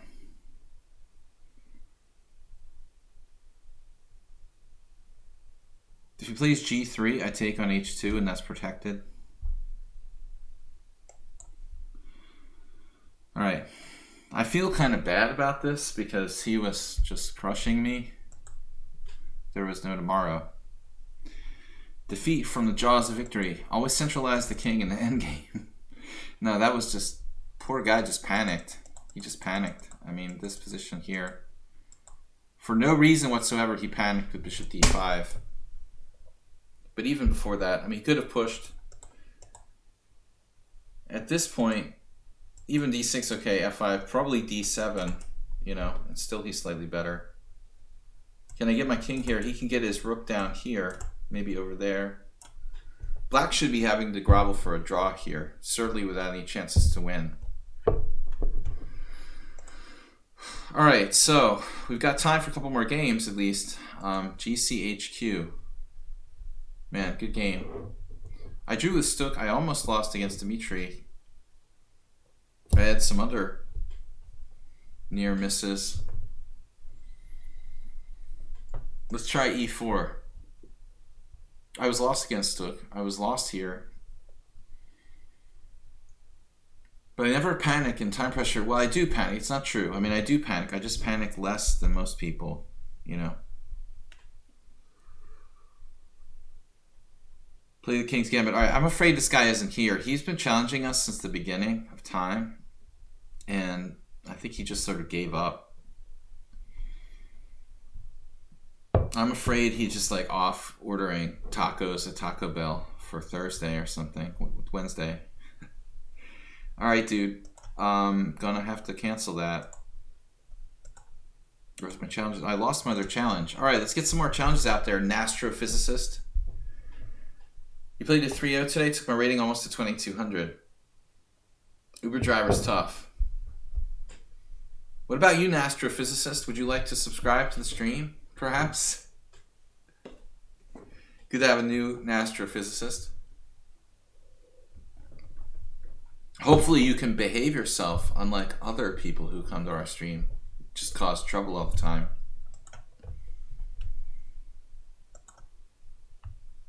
I'm gonna have to go back to the. Oh my god! We're gonna have to go back to the lobby. Do they have free drinks in the lobby? Let's see. Virtual drinks. Lichess should have a bar. All right, play, create a game.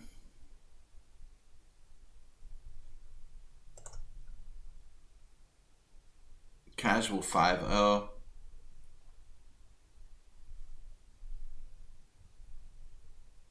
$93 games. Does he like won all of his games? Let's see. 93-0. The dude played like 93 games in one day. Holy shit. That's a lot, man. Wow, he just signed up. Played like 93 games in one day. That's serious. I got a challenge from Mr. Coffee. All right. I always sort of size up my opposition to see if they might be a computer. You got to be safe on the internet, kids. Nothing against lichess. I think lichess does as good a job as anywhere, weeding them out. But I like to see that, you know, they're not like 1,200 in bullet and 2,700 in classical. Sparkle Horse versus Mr. Coffee. So G3 is killing me. I just gotta start playing real chess.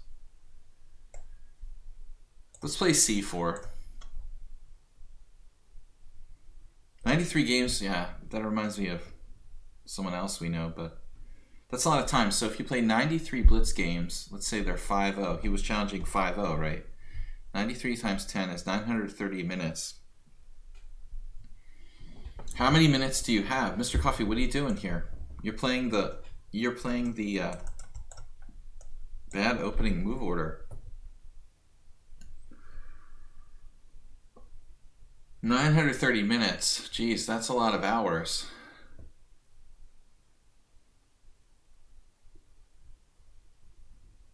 Maybe it's like a chess club and everybody's like sharing the account or something. I mean, that's a lot of games. You're playing all day long, basically.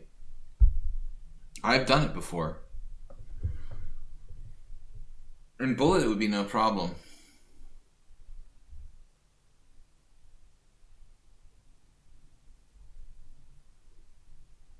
So the bishop g4.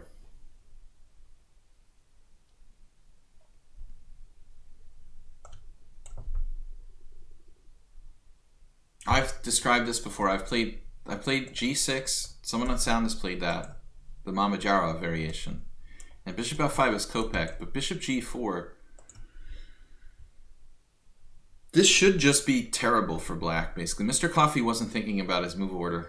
When I played knight f3, d5, c4, he just kind of didn't think and played knight f6. He normally would play e6, probably. Or c6, I presume.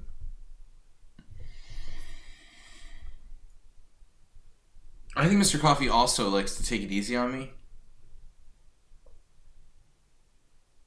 Just to make me look good. Because he is our moderator. He's getting a rather large salary for doing that, so he wants to support the stream. Combining your account, your Smurf account, and a forbidden website, you'd have 1,500 bullet games. Bullet games last how long? 2 minutes? So that's 30,000 minutes. You could need intervention. No, I mean, you got 2 players, right? 1 minute. Now, I know that it's 1 minute, man, but I'm just saying, like, 1 minute times 2 is 2 minutes. Assuming you're playing 1 minute, real bullet, you know, because of course 2 minutes is technically bullet too. That's why Jim is saying that. Yes, good point. No, real man's bullet. I used to play 2-0. For me, that's more viable. Yeah, exactly. I mean, you know, even going back to like the first time I remember having my own internet and playing online at home, I'm thinking it was like,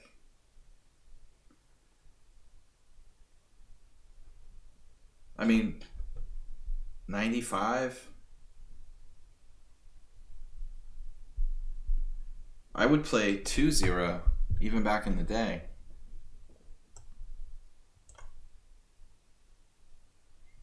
No, I think that 2-0 is more realistic. You know, you can play much higher quality games with 2-0. And you can play entire games without the time pressure getting out of control, ridiculous and stupid.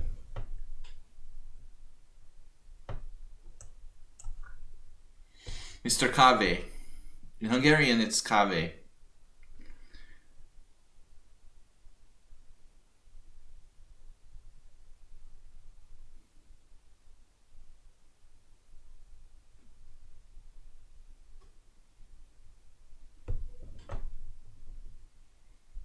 I think the 2-0 is pretty constructive relative to 1-0. It's serious. c3, d5, queen c2, e5, queen h7, knight f6, queen h8. Nefedot, take care, man. Thanks for joining us. Not high quality. Mr. Coffee's getting mobilized now. I'm worried about my rook c1 move being kind of slow.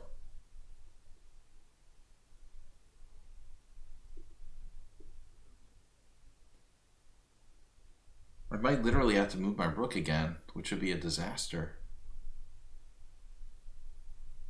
I can play bishop b5. I kind of hate this move.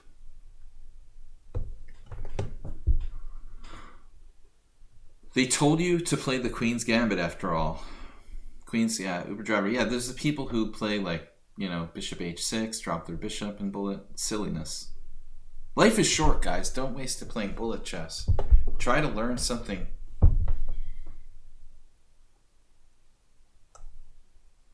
Can't believe I did this. I gave away my advantage. Bishop a4, b5, bishop b3. I'm going to lose the pawn. I didn't give away my advantage entirely, but I've given away a chunk of my advantage here to Mr. Coffee. I've let him chip away at it. You know, my bishop pair is now gone. All I have is a strong center. So I'm selling off part of the advantage, basically. I mean, I'm used to selling stuff. Baseball bats. Houses. I'm trying to sell my house. Please buy it. Before I run out of money. Somebody has to buy it. Please buy my house. Castle. Knight d5. Whoa. Whoa. What is going on here? Mr. Coffee's going to sack his queen. Knight d5. Oh, that's evil. Knight d5, knight d5, rook c6, knight e3. The Bronstein-like. The Bronstein-like queen sacrifice. Knight d5, knight d5, rook c6, knight e3, queen b3, knight f1. What is going on? Then like rook c4. I think I can do this. Didn't I sell it? I sold it and then and then the guy unsold it. You know, he promised he was going to buy it. I lost a really good buyer. This guy totally screwed me over. I got completely screwed over. So I'm selling my house again for the second time. It's a complete disaster.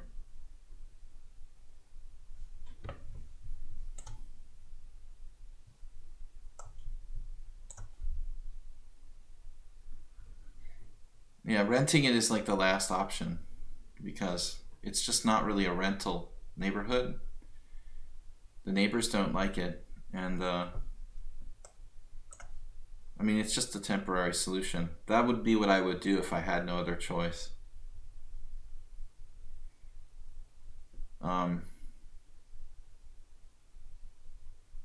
If I had to, if I have no other option, I would rent it. Yeah. It's my last option, basically. You made me a chess com. Dude, that's not even funny. You're scaring me now. You better erase that. You better erase that, Bob. That's not funny. Tribute account. I already have an account, Bob, but I don't use it, you know.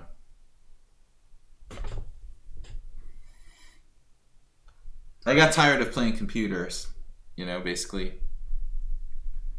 I played like 6 or 7 games on that site way back and just got bored of playing computers. So I basically gave it up.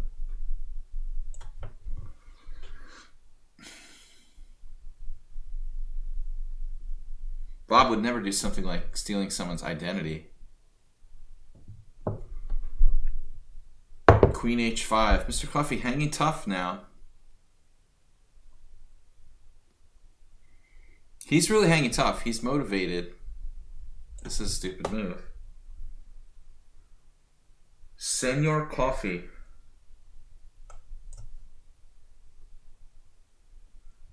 Yeah, he took a bad position and made it live.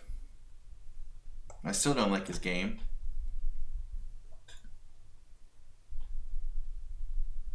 Weedmaster would like this. If Weedmaster is watching, he likes this. I still like my position. It's not that easy for either side, but White's got to be seriously better now.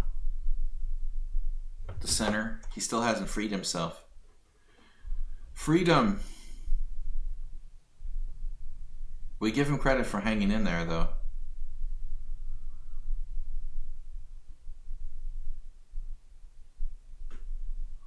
Yeah.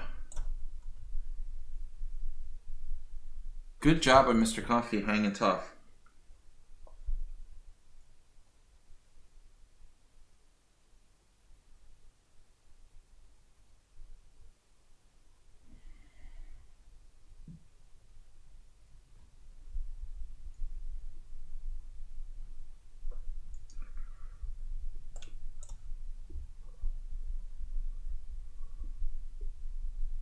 Wonder if h4 is even a good move.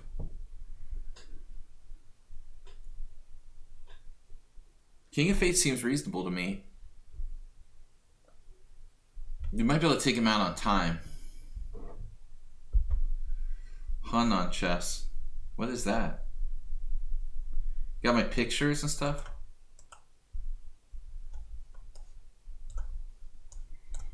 Man, that's a cheesy picture.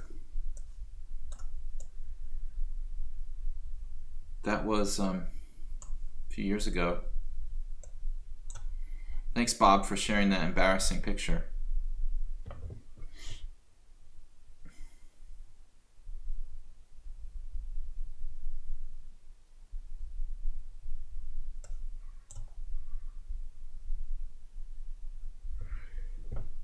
Coffee has a good sense for where to put the king. He didn't want to put it on a dark square.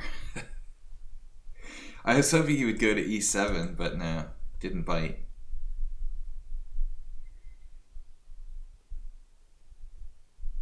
Queen g8 is classic. Looks like Coffee's getting a little rambunctious.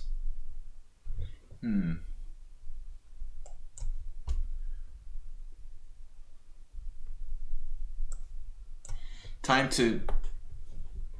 I better be careful here. I really better be careful here. What am I doing? Mr. Coffee's making a comeback. Just move. Queen g5. Bishop f4. Queen f8. Bishop e3. What about h7? What did you say, Uber driver? Something about h7? Queen h7? Is that what you said? All right. Oh, he's trying to set up queen h4. One last desperate cheapo. There it is, e4. Not what I expected. You can grind him down slowly here. I'm not going to give him any little chances. Keep him tied up in the endgame. Torture him. Mr. Coffee will die like a dog.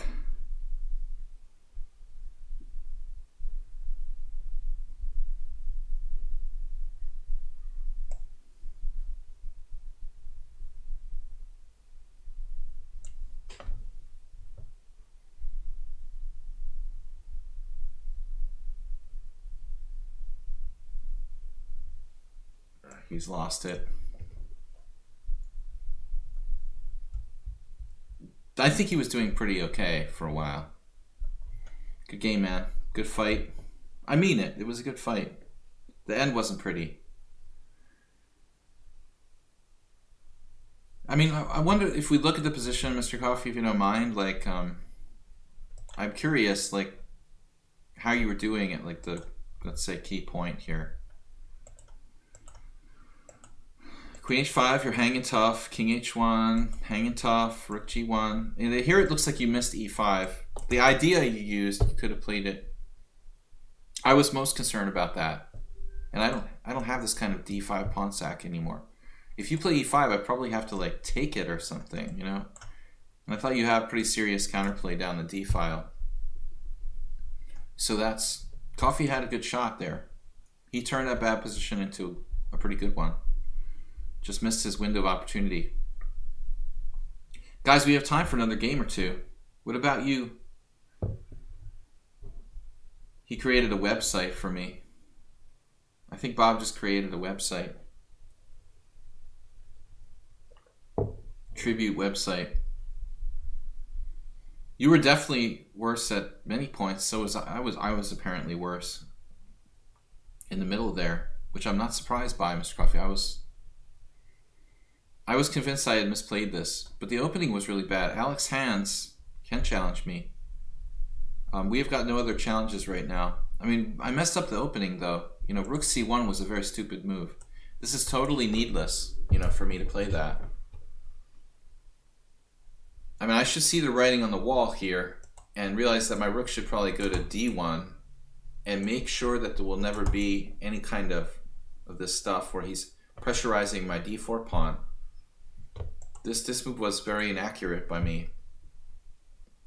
As you can see, after knight c6, knight d7, queen d7, I have immediate problems with d4. The only way to protect that sufficiently would be to actually back it up with a rook, and now my rook's already been posted on c1. So now I'm just screwed. You know, and after bishop b5, I have almost, you know, I thought a significantly smaller advantage. Bishop takes c6, knight takes c6. Castles, and then this is interesting here. Mr. Coffee is able to sidestep this tactic. I thought you were going to sack a queen, dude. Did you think about this? Mr. Coffee, you didn't consider this? Because I looked at rook takes c6, knight takes e3, queen b3, knight f1, rook c4. This was my analysis. And that was totally messed up. Now we're being like Hikaru. I forgot about this fork on d2. What if I play queen e2? Okay, queen e2, knight f1, and then rook c4. This works. Yeah, so you only have a rook and a bishop for a queen. I mean, it's not enough. Maybe b5 there.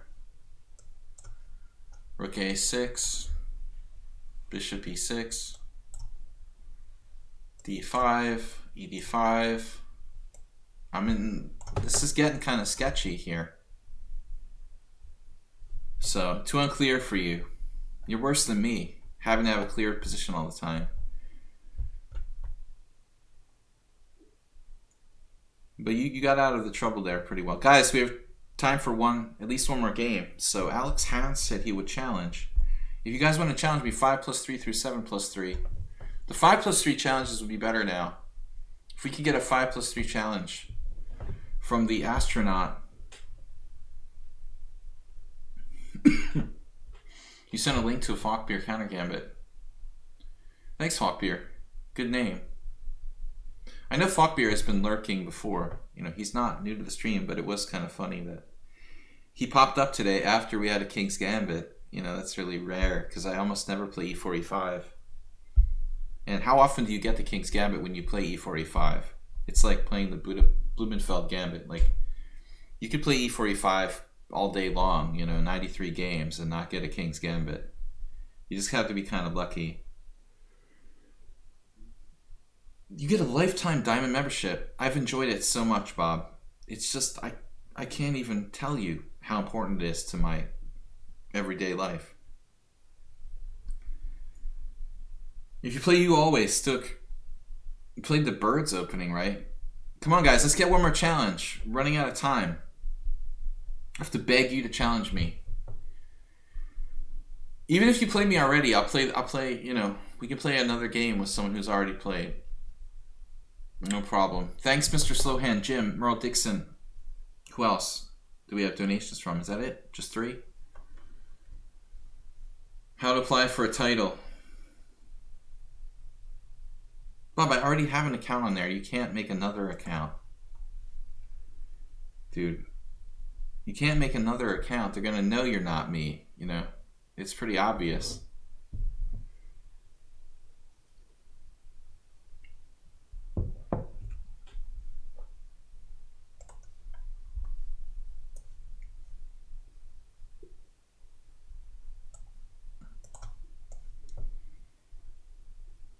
Mr. Coffee donated 250 bits. Thank you, sir. Stook says, I don't like the French, Italian, Spanish, or Sicilian. You're kind of discriminating against all those countries. There's something about this. You don't like Europeans, Stook, or what's the problem? That's just not right, man.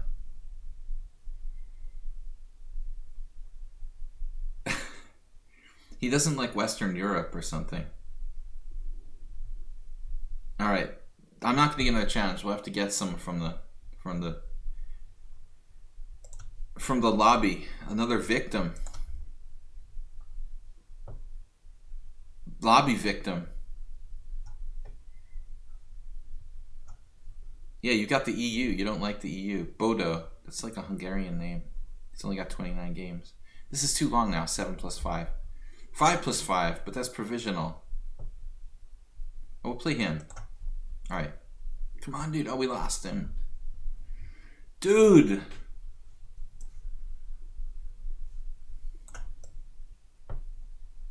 Forking bishops. Alright, we'll play this guy. Come on, forking bishops. Don't bail on me.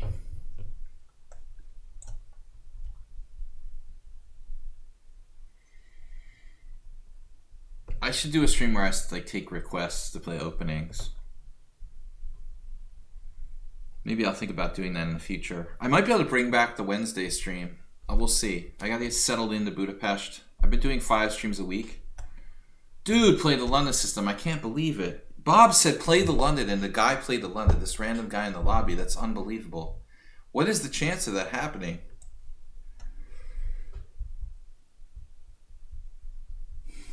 Ubot.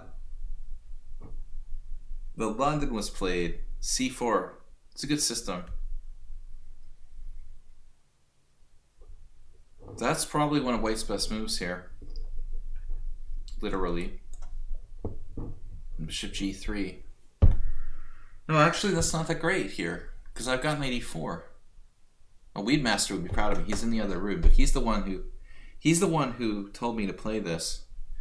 No, C4. This is okay for black, right? I've got knight E4 now. If Bishop G3, knight E4. Bishop G5 is no problem. This is just a good old Indian. You could even play H6 here, but that's kind of weakening. I'd rather keep it simple. In honor of Eric LeBron, we mentioned earlier, I played this other opening, the Bogo Indian with Bishop A6. Now we're playing the old Indian, forking bishops. Kind of forking bishops here, right? Forking bishop on E7.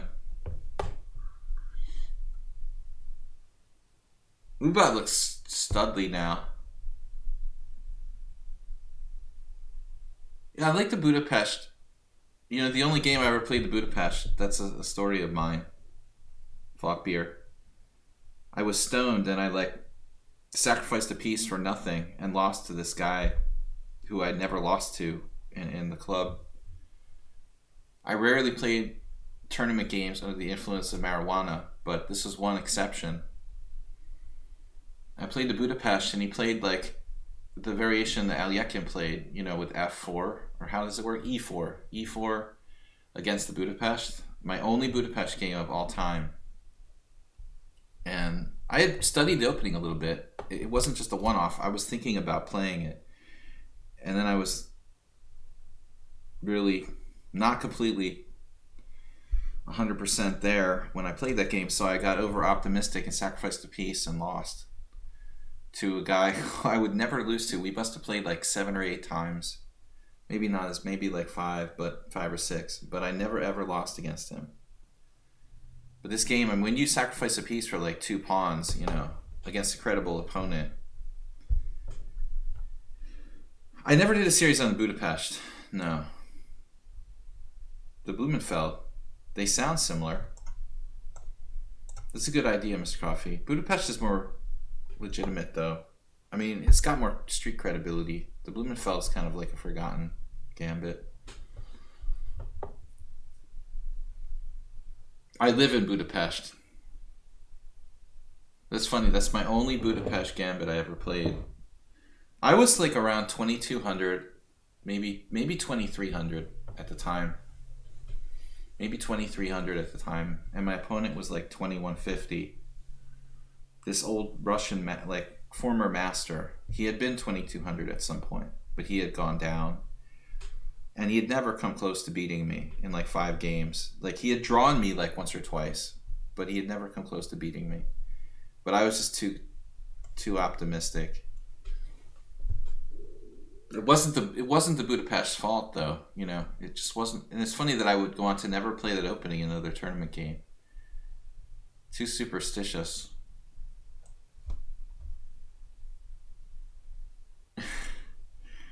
I do that too much. I'll not play things because I had one bad game with it.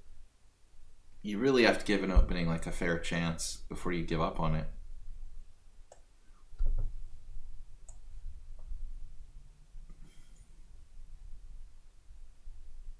Yeah, I mean, I would think Yasser would be really good against it.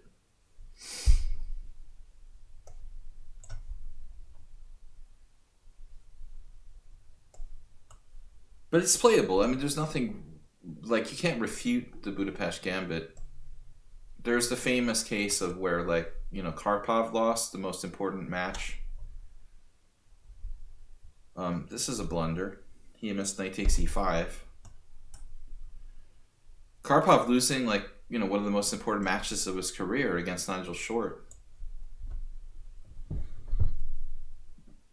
losing in one game against the Budapest. He actually beat him in another one, but that match was really the beginning of the end of Karpov's career. The other day I sent Karpov a friend request on Facebook, but I haven't heard back yet.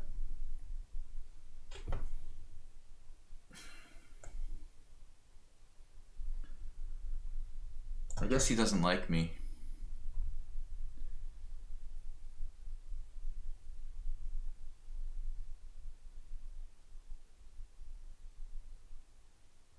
Bob, are you going to put this on some porn site or something?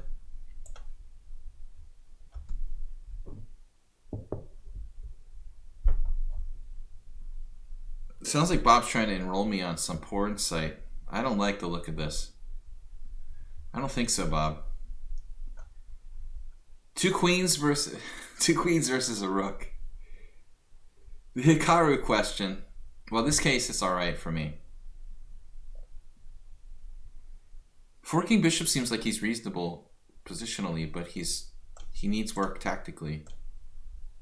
He's missed two tactics. He missed knight takes e5 earlier when he could have won a pawn back, and he missed the final fork.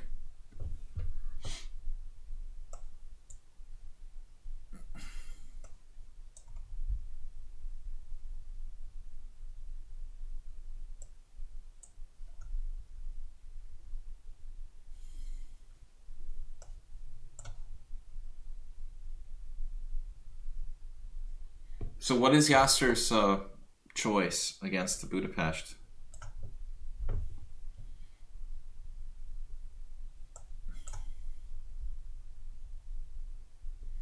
Garu was right. Yeah, if you get an extra exchange at the end, it's always good to have the queen.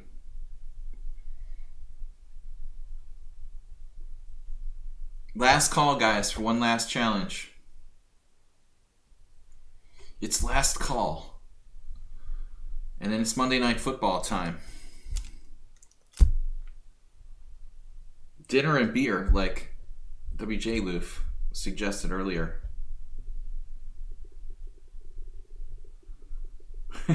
The unsuspecting 1600. Dude had knight takes e5. Did you see that? Oh man, I totally ruined my position. Look at that. He had this golden opportunity. Was it here? Like an idiot, I just castled. He missed this.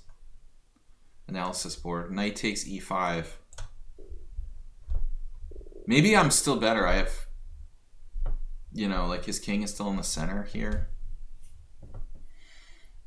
I mean, that's a catastrophic blunder for black. Knight takes e5.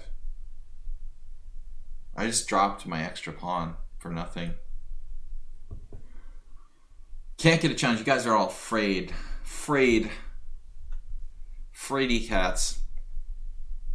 Speaking of frayed, we've got Halloween coming up on Thursday. Acerbate's favorite holiday. He's not here today. We're going to be back tomorrow with the tournament arena. So the Ponda and Horses Club, you've got to be a member of Ponda and Horses Club to play in our Blitz arena tomorrow night at 5:30. I will send a message out right now to everybody to remind them, because we had a kind of low turnout last time. Join the Ponda and Horses Club, play in our Blitz arena tomorrow night. Then Thursday we'll have our subscriber stream. Friday, the final stream before I move back to Budapest. Yasser says, don't try to defend the gambit pawn, possibly an f4 in there somewhere. Oh, okay, so he's recommending some kind of, classical e3 setup. Sounds like. We will see you later. Take care, guys. Have a great night. I see, Bob, you're back. Good to see you. I hope you had a good time out. Thanks, everybody, for subscribing and for taking part in the stream. I'm going to get out of here, watch some Monday Night Football with the Weed Master. But we will see you guys tomorrow night. I'll send a message, as I said. Also, Thursday, we've got subscriber stream. I've got a submission from Mr. Slowhand. Thanks, Mr. Coffee and JCS, for your moderating. And again, last stream will be Friday, and then I'm off for a week between November 2nd and 9th. We'll be back November 10th with with European simul. Fresh from my... I'll be back fresh from my first tournament game in like 6 months. So we'll see how that goes. Anyway, guys, thank you so much. We'll see you tomorrow. See you tomorrow. Bye-bye. Bye-bye.